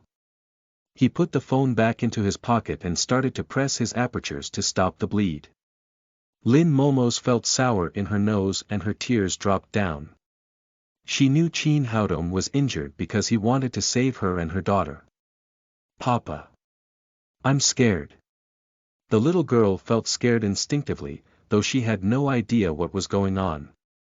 "Don't be afraid, Tang Tang. Haven't I told you that as long as I'm with you, you can fear nothing?" Qin Haodong covered her mouth after that, because his ear was sharp enough to hear the steps. Those men in black didn't give up, who were approaching as a circle. "Don't say anything. They are coming." After that, Qin Haodong gave Tang Tang to Lin Momo and took out the needle bag from his pocket. Then he calmed down and held his breath to judge the distance between him and those men in black by the sound of footsteps. With his current cultivation, the silver needle was effective in 20 meters, and the accuracy would be influenced if it was too far. The needles weren't as accurate as guns, so he had to wait until those people approached close enough. Those men in black seemed to have ignored Qin Haodong, and the 2 in the front arrived before the big rock soon enough. Qin Haodong didn't show up because he knew they had guns in their hands. He raised his hands and threw 10 more needles away to the directions judged by the voice he had heard. His silver needle would definitely lose accuracy as he couldn't see the enemy, but if one of the 10 more needles shot an enemy, he would be killed. As he threw out the silver needles, 2 men in black collapsed on the ground without a chance to scream. Those men in black behind didn't know what had happened. So they shoot and retreated, hiding beside the car. Seeing that these people retreating, Qin Haodong was so relieved. The rock wouldn't be able to shield them from those men in black forever. When those men in black realized what had happened and surrounded the 3 from all directions, the rock wouldn't be able to protect them from the intensive shooting. He craned over and found an abandoned shabby house nearby. It was small, but was big enough to shield them from bullets. Qin Haodong held the little one in his arms again and said to Lin Momo, "I'll count to 3, let's rush to the little house together, and move fast." "Okay." Lin Momo nodded. She was clear that the young man before him was her only hope to survive. Chapter 37. Age is not a problem. You are listening at novelfull.audio. Chapter 37. Age is not a problem. 3. 2. 1-inch Qin Haodong held Lin Momo and rushed forward like mad after he had counted down. At first, Lin Momo was running after him, but soon, she was dragged and her feet left off the ground because of his high speed. They moved forward like flying. Those men in black didn't react until the 3 were on halfway to leave, and then they started shooting at the 3. However, their bullets lost accuracy because they were not prepared. With shorter than an eye blink, Qin Haodong had already arrived before the small black house. He kicked off the shabby wooden door, and then the 3 of them rushed in. When they entered the house, he pulled Lin Momo to hide behind a wall. Bullets were coming behind off the wall, dirt and mud splattering. Luckily, nobody had been injured. The house was shabby. It was supposed to be the shelter of the mountain rangers, but was now abandoned. It was safer hiding here because there was no need to worry about being besieged by those men in black. But Chin Haodong's wounds had been torn up while he was running, and were bleeding like it never stopped. "Are you okay?" Lin Momo asked nervously. "I'm okay, don't be afraid," Chin Haodong said while he was pressing his apertures to stop his bleeding. Those men in black were gathering, and then they surrounded the little house. But they dared not to come closer because they knew the weapon in Chin Haodong's hand was fatal. So they surrounded the house from afar, and some of them hid behind trees. One of the men in black, with his hoarse voice, yelled, "Hey friend! We don't mean to spite you. Just give that woman to us and we'll leave immediately." The order he had taken was to kill Lin Momo, so he didn't want to risk his life to fight Chin Haodong. Chin Haodong had confirmed his speculation after hearing what the man said. Those men were going after Lin Momo, and maybe they were the accomplices of those assassinators last time. Lin Momo was surely lucky enough to have Chin Haodong's company when running into the two incidents, or she could have been long gone. Lin Momo was silent for a moment and said, "They are here for me. Why don't you take good care of Tang Tang and give me to them?" "What are you talking about?" Chin Haodong's voice was not loud, but he sounded stern. "I said nobody could hurt you two as long as I am here. But they have guns and you're injured. It will be meaningless if we held off like this. It's better to sacrifice me too." "Shut up. I said nobody could hurt you as long as I am alive." Chin Haodong might sound stern or even a little bit rude, but Lin Momo felt warm inside when she heard that.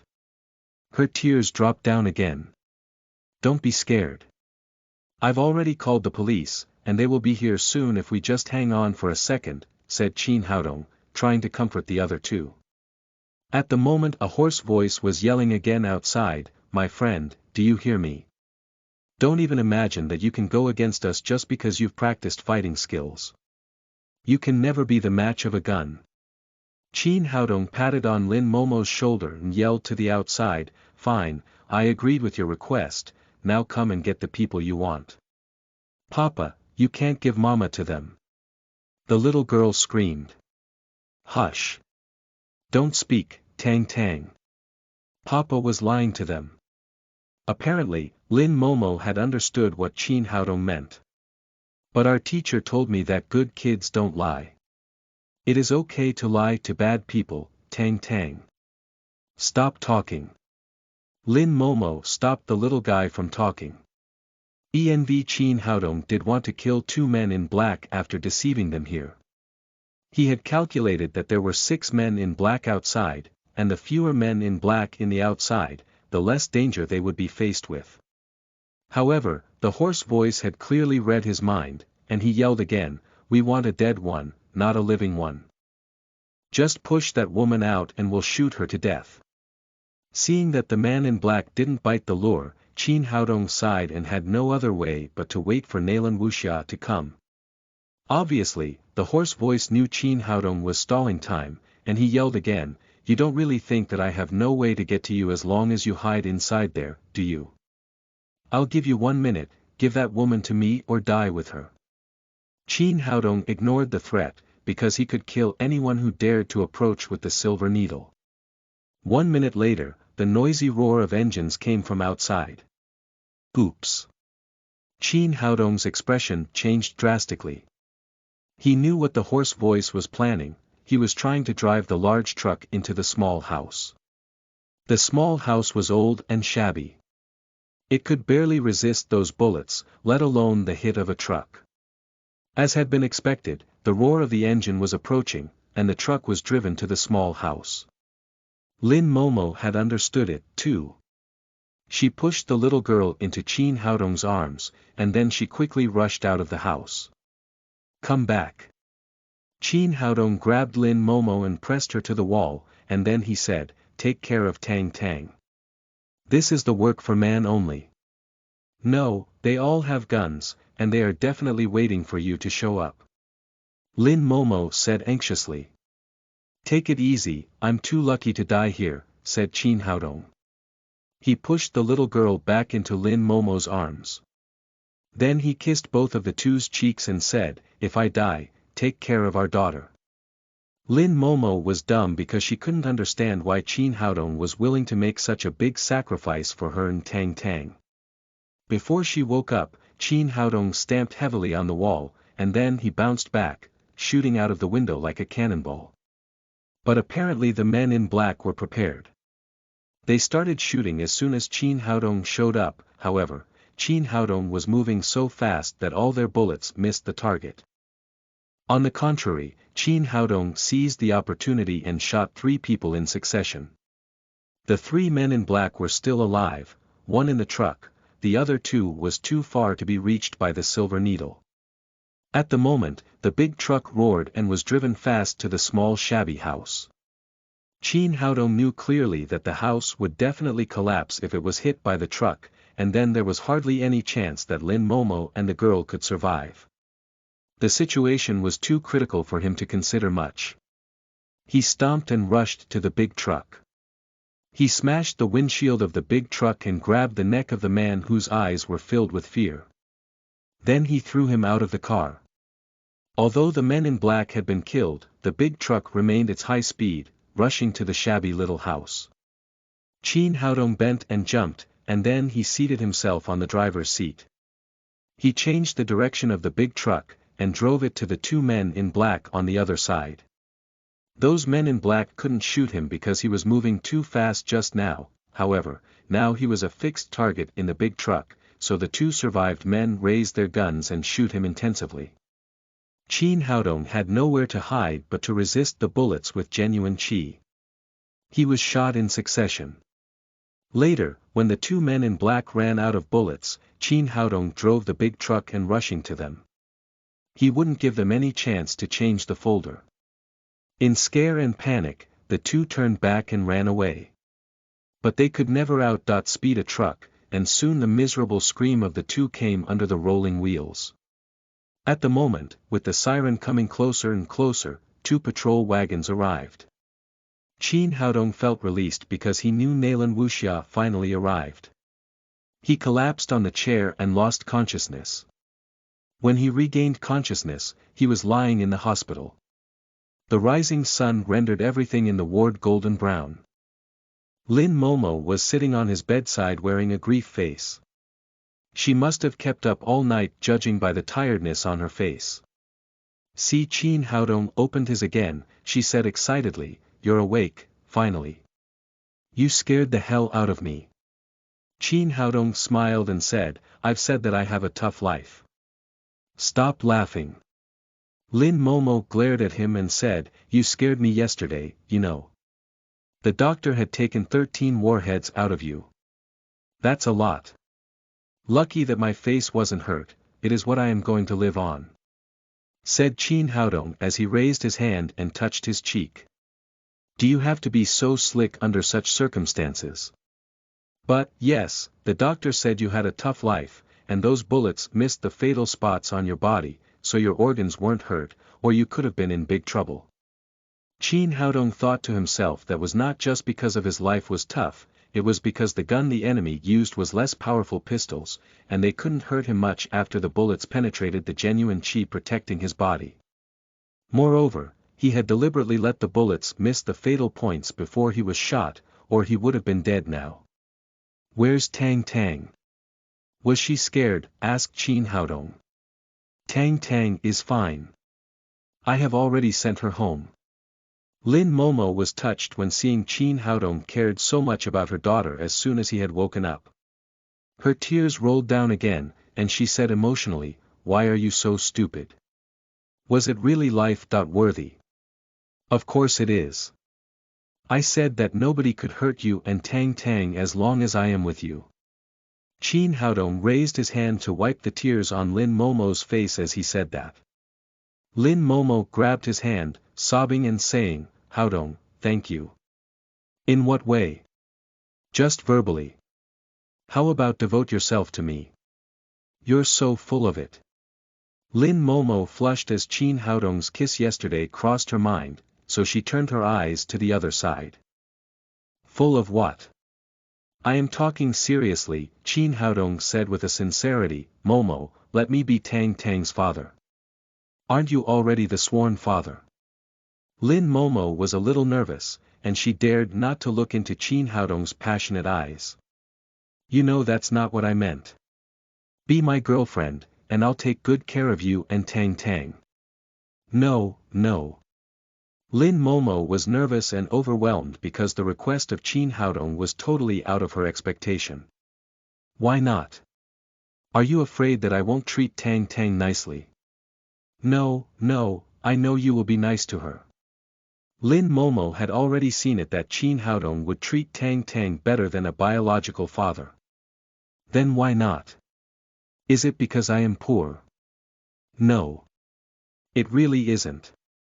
Lin Momo was panicked and nervous, and didn't look like the bossy woman president she used to be at all. She was biting her sexy red lips, and whispered, I am much older than you, and I am mother of a kid. You deserve better. Qin Haodong halted for a second. It turned out Lin Momo felt so self-abased before him. He was clear that she was his real wife, and he was the girl's real father, but he couldn't tell anyone the secret. Moreover, when it came to the problem of age, how could a 500-year-old monster like him dislike Lin Momo who was just in her 20s? Momo, age is not the issue, and you're just 5 years older than me. 5 years is older enough. Before she could finish it, Qin Haodong kissed her, and thus she could no longer say anything. Oh. A short dizziness later, she pushed Qin Haodong away hastily. She blamed him and said, Don't move, your wounds are still healing. Qin Haodong said with a cheeky smile, I just want you to understand that age is not a problem. Legend has it that Madame Whitesnake was 1,000 years older than her husband, Su Xian, and they still had a happy marriage. Chapter 38. You are listening at novelfull.audio. Chapter 38 You don't understand me. Lin Momo flushed, and she said, Nonsense, that was just a made-up story. I don't care, anyway, 5 years are no big issue, and you've got other issues that are really big. After that, Qin Haodong's eyes turned to the plump chest of Lin Momo, and he couldn't help but swallow saliva. Lin Momo's pretentious coldness had collapsed at this moment, and she screamed like a shy little girl. Don't you dare to look. Okay, I won't. However, an experienced man like Qin Haodong would never let go of the great opportunity now. He stretched his arms and held Lin Momo. You.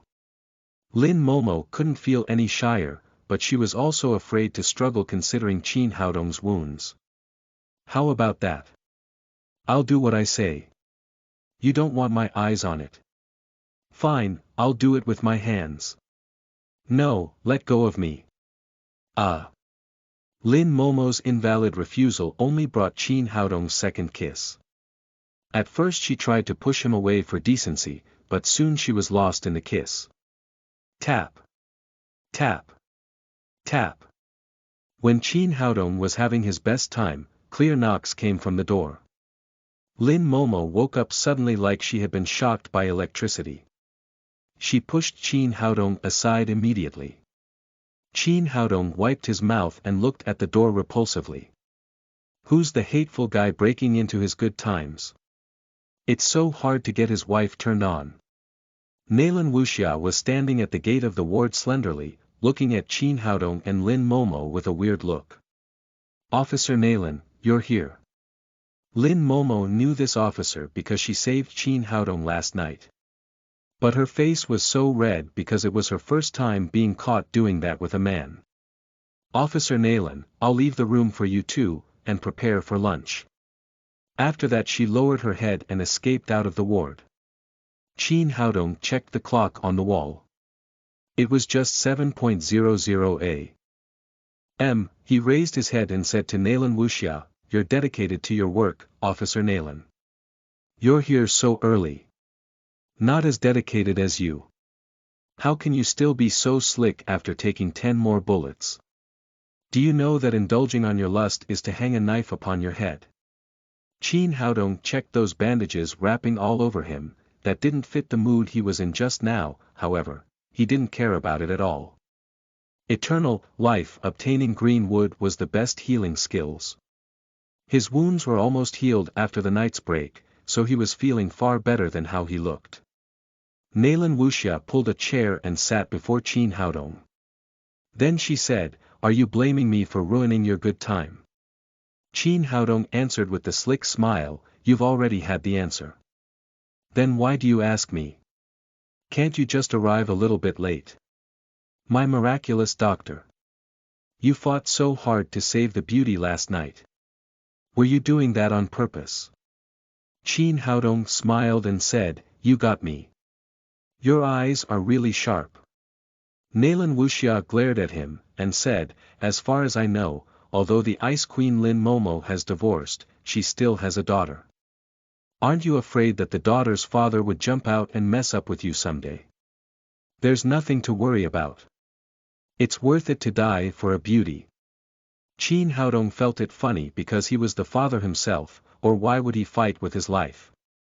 You. Nalan Wuxia was irritated by Chin Haodong. She bit her lips and said, "I don't know what you have in your mind.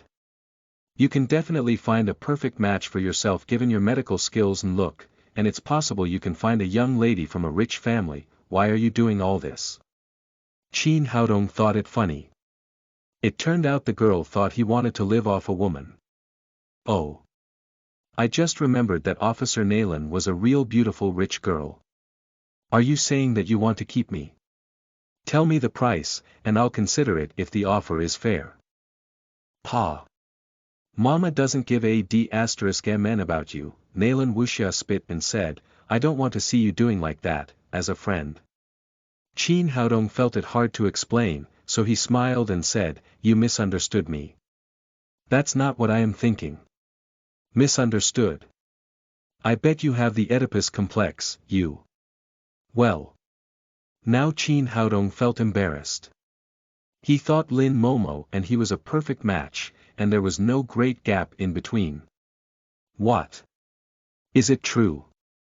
"I've learned psychology," said Nalan Wuxia with a proud smile emerging on her mouth corner. "Like hell it can be true."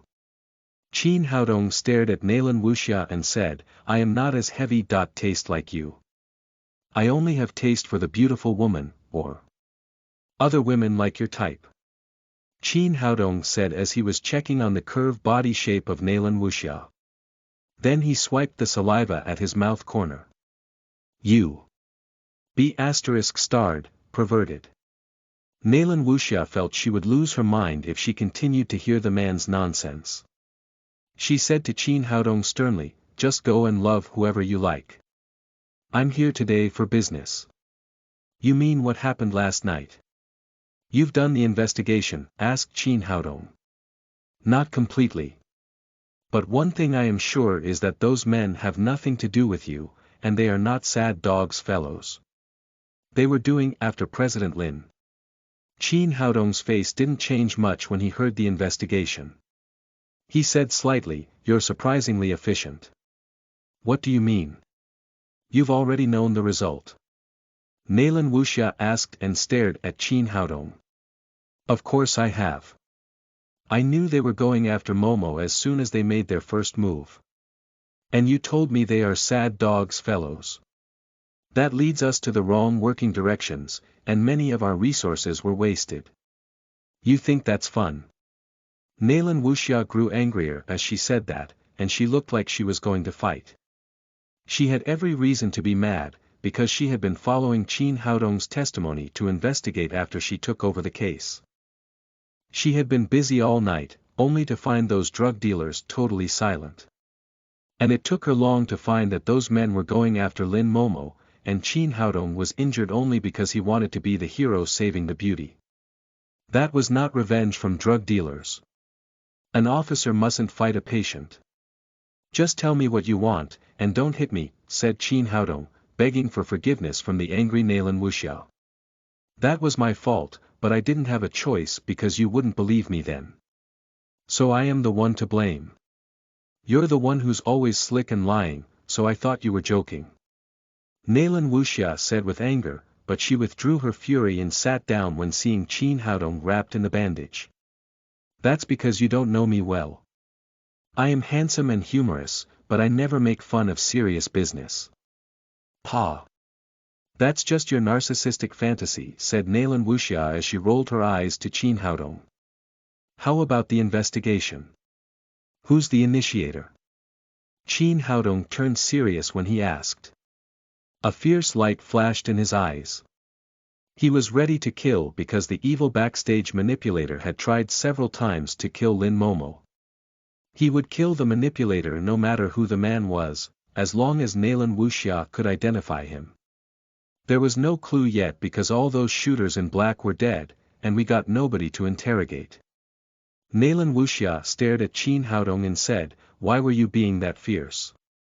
Can't you just leave us one man that was alive?" Qin Haodong answered embarrassingly, "That was not my fault. Nobody would let any one of them survive under that circumstance.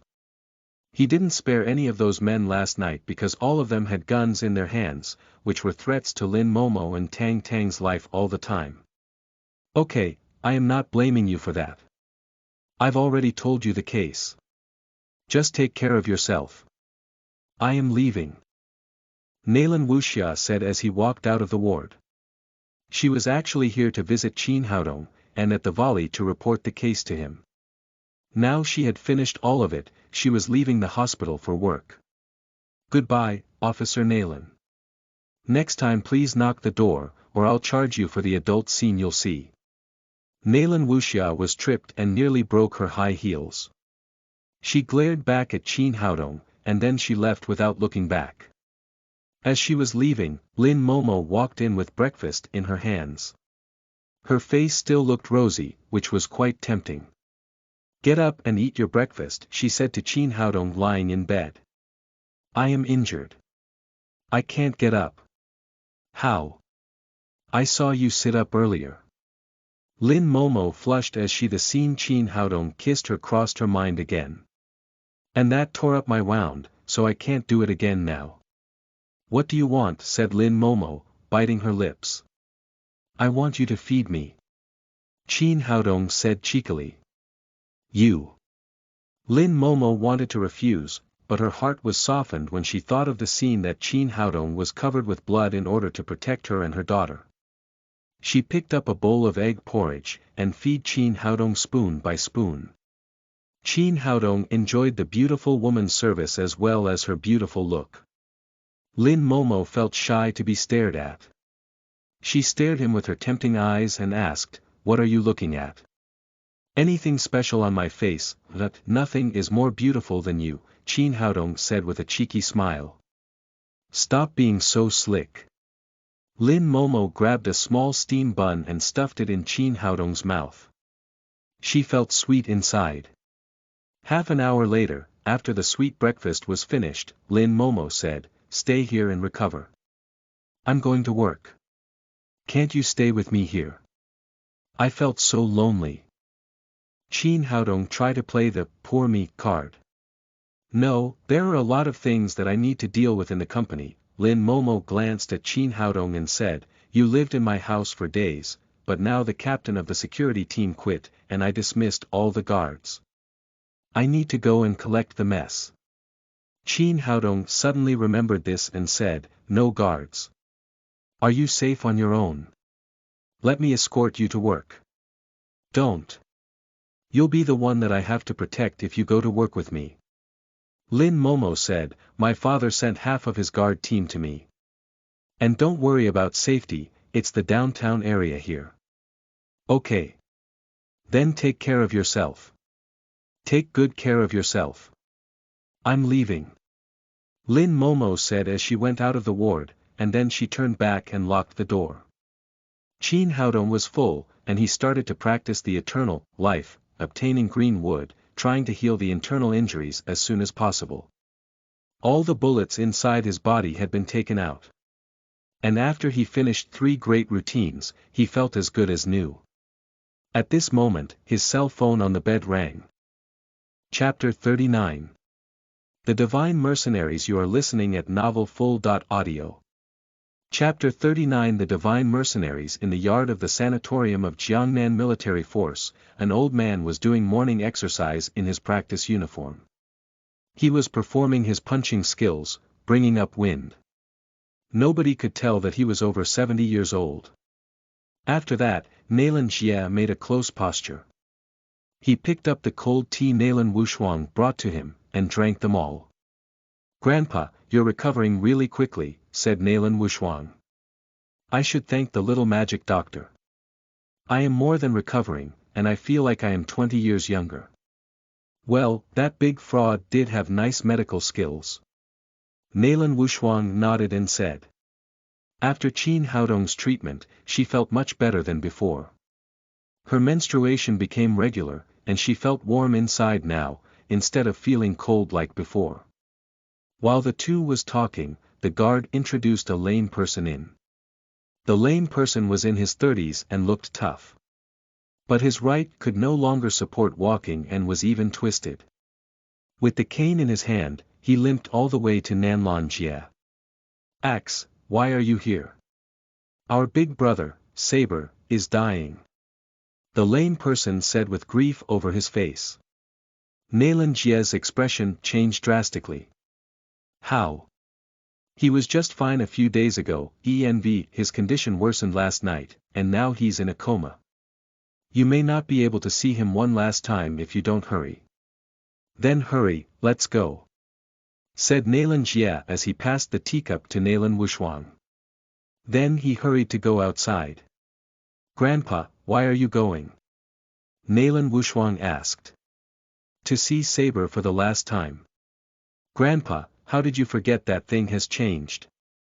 Dr. Qin may be able to save Saber's life." "That's right.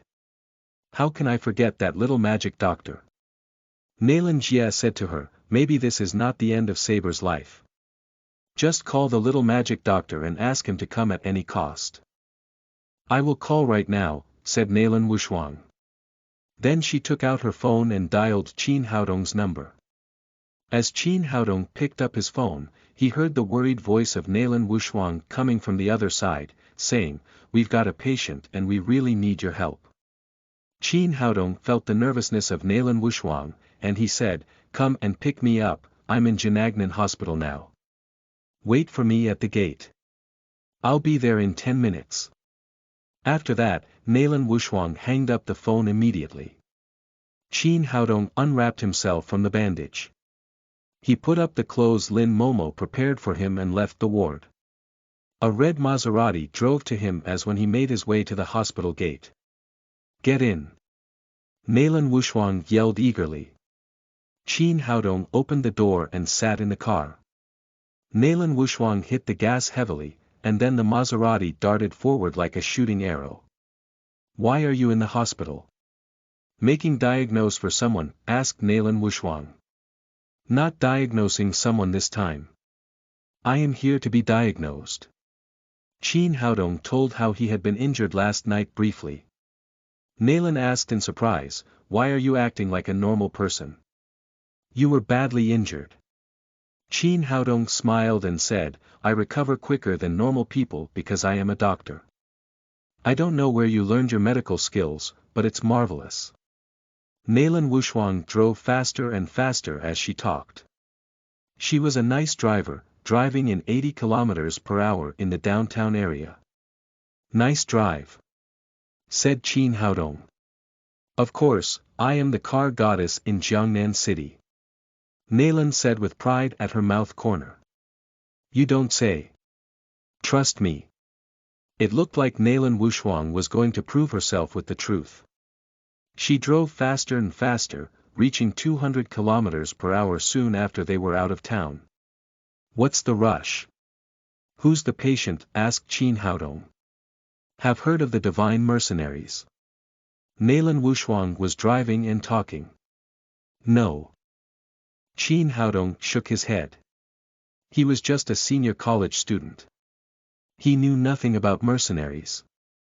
Nayland Wushuang said, "The Divine Mercenaries was once the third powerful mercenary group in the world, and they definitely had the power to be the most powerful one, but they hid parts of their power to keep a low profile. Qin Haodong listened quietly. He knew Nalan Wushuang was more than telling him a story of the mercenaries. Nalan Wushuang continued, and the one you're treating today, is one of the divine mercenaries. Qin Haodong asked, how could he get injured if the divine mercenaries is so powerful? And I guess you're talking about more than one patient, right?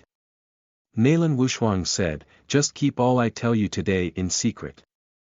Actually, the divine mercenaries differs from other groups, because it has the nation of Huaxia as its backstage supporter. What does that mean? Asked Qin Haodong. Nowadays, underground competition among countries is getting fierce, and Huaxia is also involved. Sometimes governments found things tricky to handle, and that was why the divine mercenaries was formed up. After the establishment, the divine mercenaries accepted small missions as excuse, and they were actually doing special missions assigned by the government. They've dedicated their lives and made great contributions to Huaxia. After that, Nalan Wushuang continued, but 1 year ago, the background of the divine mercenaries was leaked out, and their secrets were exposed to the hostile forces of Huaxia. The divine mercenaries had no idea about the leak. They accepted a mission which was not that difficult but was actually a trap of the Japanese. 2 of the 8 members were killed and the other 6 were injured. They survived but was disabled.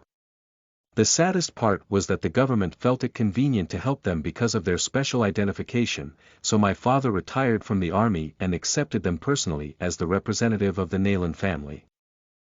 And even that has to be done privately. My grandfather built a house behind the sanatorium, and the 6 survived members from the divine mercenaries were healed and rested here. The captain of the divine mercenaries was the most injured one. He had been lying in bed for a whole year, and last night his condition worsened, now he's dying. Qin Haodong was touched. Nobody knew what the divine mercenaries had done, but they were national heroes. He admired Nalan Jie most because he was willing to retire from the high position for the divine mercenaries. Take it easy. I can cure them as long as they're still breathing. Nalan Wushuang said, thank you, on behalf of the divine mercenaries. 20 minutes later, the Maserati bypassed the military sanatorium, and arrived at a small valley behind. On the hillside sat a large house covered with tiles.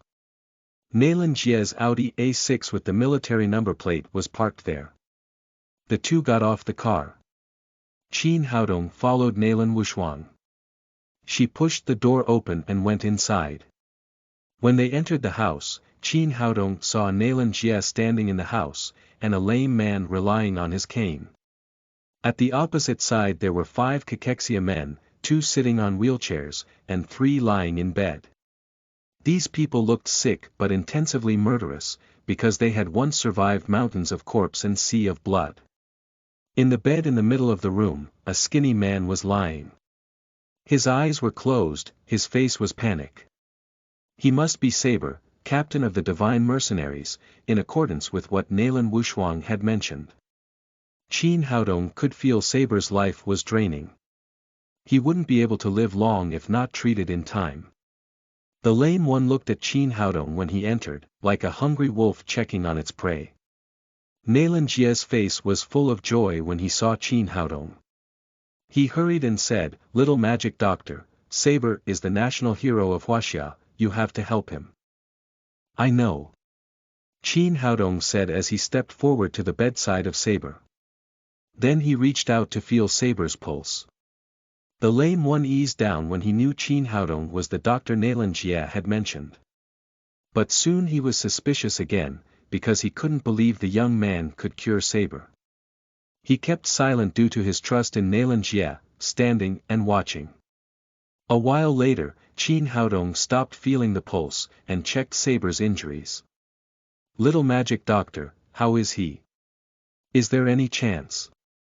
Although Nalan Jie knew how marvelous Qin Haodong's medical skills could be, he thought Saber was too sick to be saved. His breath was getting weaker and weaker, and now he was at the last gasp.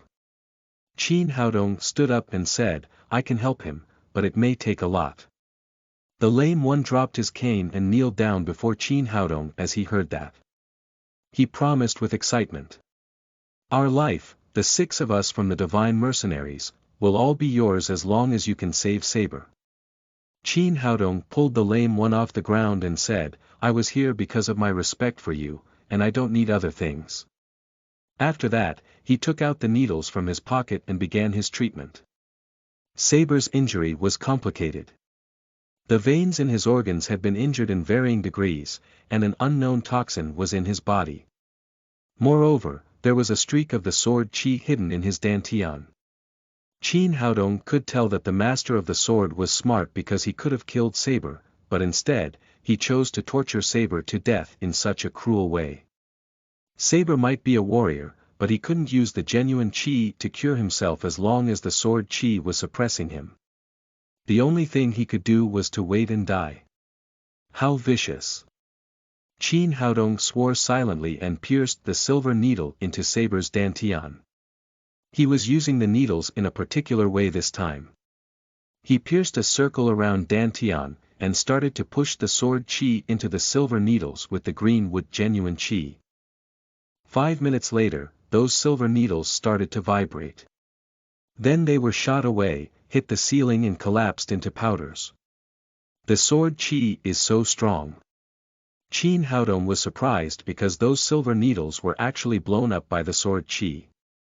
The cultivation level of the master of the sword was too high. Even Qin Haodong had to hide away should he encounter him. He wiped the sweat on his forehead. He had overcome the most difficult state, and what was coming next would be easy. Chapter 40. Warrior Classification. You are listening at NovelFull.audio. Chapter 40. Warrior Classification. After the sword qi cleared, Qin Haodong took the second step to dispel the poison for Saber. He asked the lame man to bring a basin and a dagger and place them on the bed. He retrieved the remaining silver needles on dantian spot of Saber, and pulled out a qi-nourishing pill for him to eat. The toxicity inside Saber was weak, despite belonging to a category of chronic poisons. But it circulated in his bone marrow for a year, so it proved difficult to remove the toxins by external force. Saber's only hope was through the mobilization of his body's genuine qi and expelling it through its center. But now the dantian of Saber dried up for some time, just like a water-starved well. To restore genuine qi, he must rely on the medicinal power of a qi-nourishing pill. After Saber swallowed the pill, Qin Haodong injected a wisp of green wood genuine qi into the dantian of Saber to help him recover the lost genuine qi. Driven by green wood genuine qi, the medicinal power of the qi-nourishing pill slowly worked. The genuine qi rose like smoke fanned by flames of willpower. At last, it slowly turned into water droplets, condensing into a fluid stream as it flowed in dantian. As genuine qi grew stronger, Qin Haodong stimulated genuine qi to remove the internal toxins and isolate them to his feet.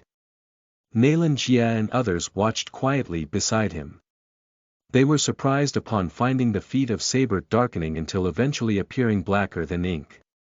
Qin Haodong had been in charge of the process of detoxification.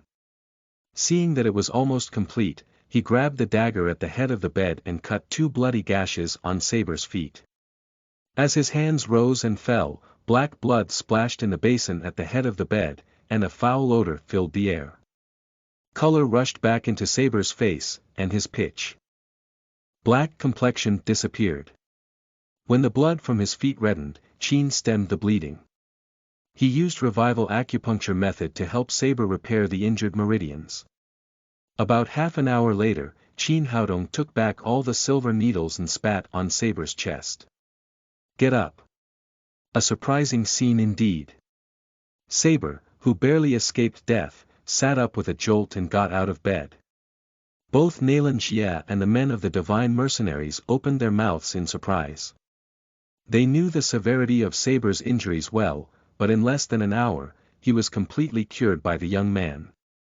Getting out of bed, Saber saluted Qin Haodong and said earnestly, "Magic Doctor, please save my brothers. Don't worry. Now that I'm here, I'll cure them all." Qin Haodong said, "Who's next?" Come, Axe. Saber said to the lame man. Without hesitation, Axe walked to Chin Haodong with his walking stick. Little magic doctor, we're counting on you. Chin Haodong glanced at Axe and said, your wound is serious, and it has lasted too long. It may hurt a little. Axe smiled. You can feel at ease to do anything at me, even if it was picking my skin and cramping my muscles, I won't say a word. Chin Haodong knew these men were tough. He let Axe throw away the stick and lie in bed. There was also a sword chi in the dantian of Axe. Compared with Saber, he was not poisoned, but his left arm and right leg had been broken by special maneuvers, and serious deformation remained. Chin Haodong grasped the right leg of Axe and in a quick pivot clicked the broken bones which had tangled together completely separated. As expected, Axe was tough. He just frowned slightly and said nothing. Chin Haodong reconstructed the broken leg bone and repaired the necrotic tissues and meridians with revival acupuncture method. After he cured his left leg, he reconnected his left arm the same way. After healing the wound, Chin Haodong used a silver needle to diffuse his sword chi in dantian. Well, don't fight anyone in these days and you will be back to normal in a week. This magical treatment amazed the people around him, and the remaining 4 members of the Divine Mercenaries' sunken eyes rekindled in wide appreciation. Originally, they lost hope and merely waited for death quietly. They never believed that they could be cured. Chin Haodong did not rest, personally curing the remaining 4 men's injuries. He said, your injuries are all healed, and your dantians have accumulated genuine chi, which will return to their former level in a week. Dr. Chin, from today on, you are a great benefactor of the Divine Mercenaries. Saber fell down on his knees in front of Chin Haodong, and the other 5 followed suit. At this time, they could only express their gratitude in this way. Get up, the reason I saved you today has nothing to do with other people. It's that I respect you as men. We are all citizens of the same country, you needn't be so polite. Chin Haodong waved his hand and a tremendous energy of chi lifted the 6 men up. A trace of amazement flashed through Saber and other people's eyes. Just now they had felt the young man's martial art, which they did not expect to be so strong. As mercenaries who danced on the tip of the knife, they naturally worshipped the strong. So they looked on at Chin Haodong with reverence. Boss, you saved the lives of all 6 of us, and for that, we will follow you from now on. Then the 6 men stood in a neat row, silently watching Chin Haodong, waiting for his answer. Chin Haodong's heart moved. Recently, Lin Momo was assassinated continuously. The behind-the-scenes manipulator hid in the shadows. He worried he couldn't find a competent bodyguard, but now the 6 men stood before him, swearing their allegiance. And it could be seen that Nayland Jie also bore tremendous pressure in taking care of these people. It also helped the Nayland family to lighten some of the burden if he took them. He thought for a moment and then turned to Nayland Jie and said, what do you think, sir? Wu Shuang must have told you about them, Nayland Jie said. It would be best if you could take them with you. Chin Haodong looked back at the 6 men and said, if you'd prefer, follow me in the future. The Divine Mercenaries, saber, sword, axe, whip, hammer. Swear to follow Dr. Chin to the death. The 6 men of the Divine Mercenaries spoke in unison. Chin Haodong nodded satisfactorily. Well, you can call me boss later. He was overjoyed to receive such powerful subordinates. It was already noon, and Nayland Jie ordered the servants to prepare a table of drinks and dishes in the living room. He was also very happy the 6 men had a good result at last. He happily went forward and said, little magic doctor, let's talk while eating. He let Chin Haodong take the seat of honor before Nayland Wushuang, and the 6 men of the Divine Mercenaries also sat down. After a few drinks, Chin Haodong asked, Master Nayland, since you are all warriors, I would like to ask you how the warriors are classified now. As a cultivation artist, he needed to know about the strength of the warriors in modern society, so as to make a comparison with his own strength. Better to know oneself through gauging his enemies. All were surprised at his words. In their view, Qin Haodong's youth went beyond his present cultivation. His family background was absolutely unusual. How could he possibly not understand the situation of the warriors? After a little astonishment, Saber said, "Boss, today's warriors are mainly divided into 3 levels. Overt power, covert power and supreme power. Each level is divided into 9 realms. What level are you at?" Qin Haodong asked again. "All 6 of us, if fully recovered, are at the level of 7 realm of overt power." "What is covert power?" Qin Haodong asked. Nailan Jia answered, "Thanks to Dr. Qin and your pills, I had the privilege of breaking through the 9 realm of overt power and reaching the level of covert power. What made covert power different from overt power was that it released genuine qi and hurt the enemy imperceptibly." "What is supreme power?" "It's a legend. People with supreme power are rare in the country. Although I have never seen a man with supreme power, but heard that once a warrior reached the realm of supreme power, he can absorb the power of heaven and earth for his own use. A raise of hand contained infinite power, and he can travel anywhere in the world." Qin Haodong nodded. He now had a basic understanding of the present division of realms of warriors. Covert power rivaled the foundation of a cultivation artist, and supreme power could be compared to a gold-pill artist in cultivation world. "Are there many warriors nowadays?" "Very few," Saber said. "The 6 of us were only at the level of 7 realm of overt power, but we managed to thrive in the mercenary circle.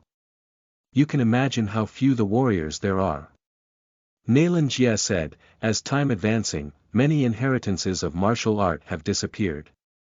The thermal weapons evolve so fast, hard work for decades cannot equal a bullet, so people's enthusiasm for martial art is dampened, and the number of warriors naturally decreases. Although it was said that a man with supreme power could resist bullets, it is only a legend. Nobody has ever seen it." Saber interrupted, "Even if he can resist bullets, what about artillery and even missiles? Now the decline of martial art is directly related to these weapons." Qin Haodong thought for a moment and asked, "I found that the sword qi left by someone in Dantian of 6 of you is very powerful. What about that?" An expression of strong hatred flashed across Saber's face. "We were trapped by the Japanese that year, the enemy sent out the priests and ninjas. The one who hurt us was an ultimate ninja who should have reached the level of covert power. We used to have 8 brothers. Because of this, Halberd and Arch died in the hands of the ninjas. Now there are only 6 of us left." "Ninja." Qin Haodong sneered. He never liked the Japanese. "Don't worry, just follow me. You will surely get revenge in 3 years. But they reached the level of covert power, revenge is too difficult." A sense of loss appeared on the faces of the 6 men. After the war, they realized the horror of the warriors of covert power, which was unmatchable. "Rest assured, I will do what I say." Qin Haodong did not put the warrior of covert power in his eyes at all. In cultivation world, his servants who swept the floor were already gold-pill artists, equivalent to supreme power on earth. Who cared about a small ninja anyways? As long as he possessed enough time and resources, it was not difficult to train them into a generation of masters.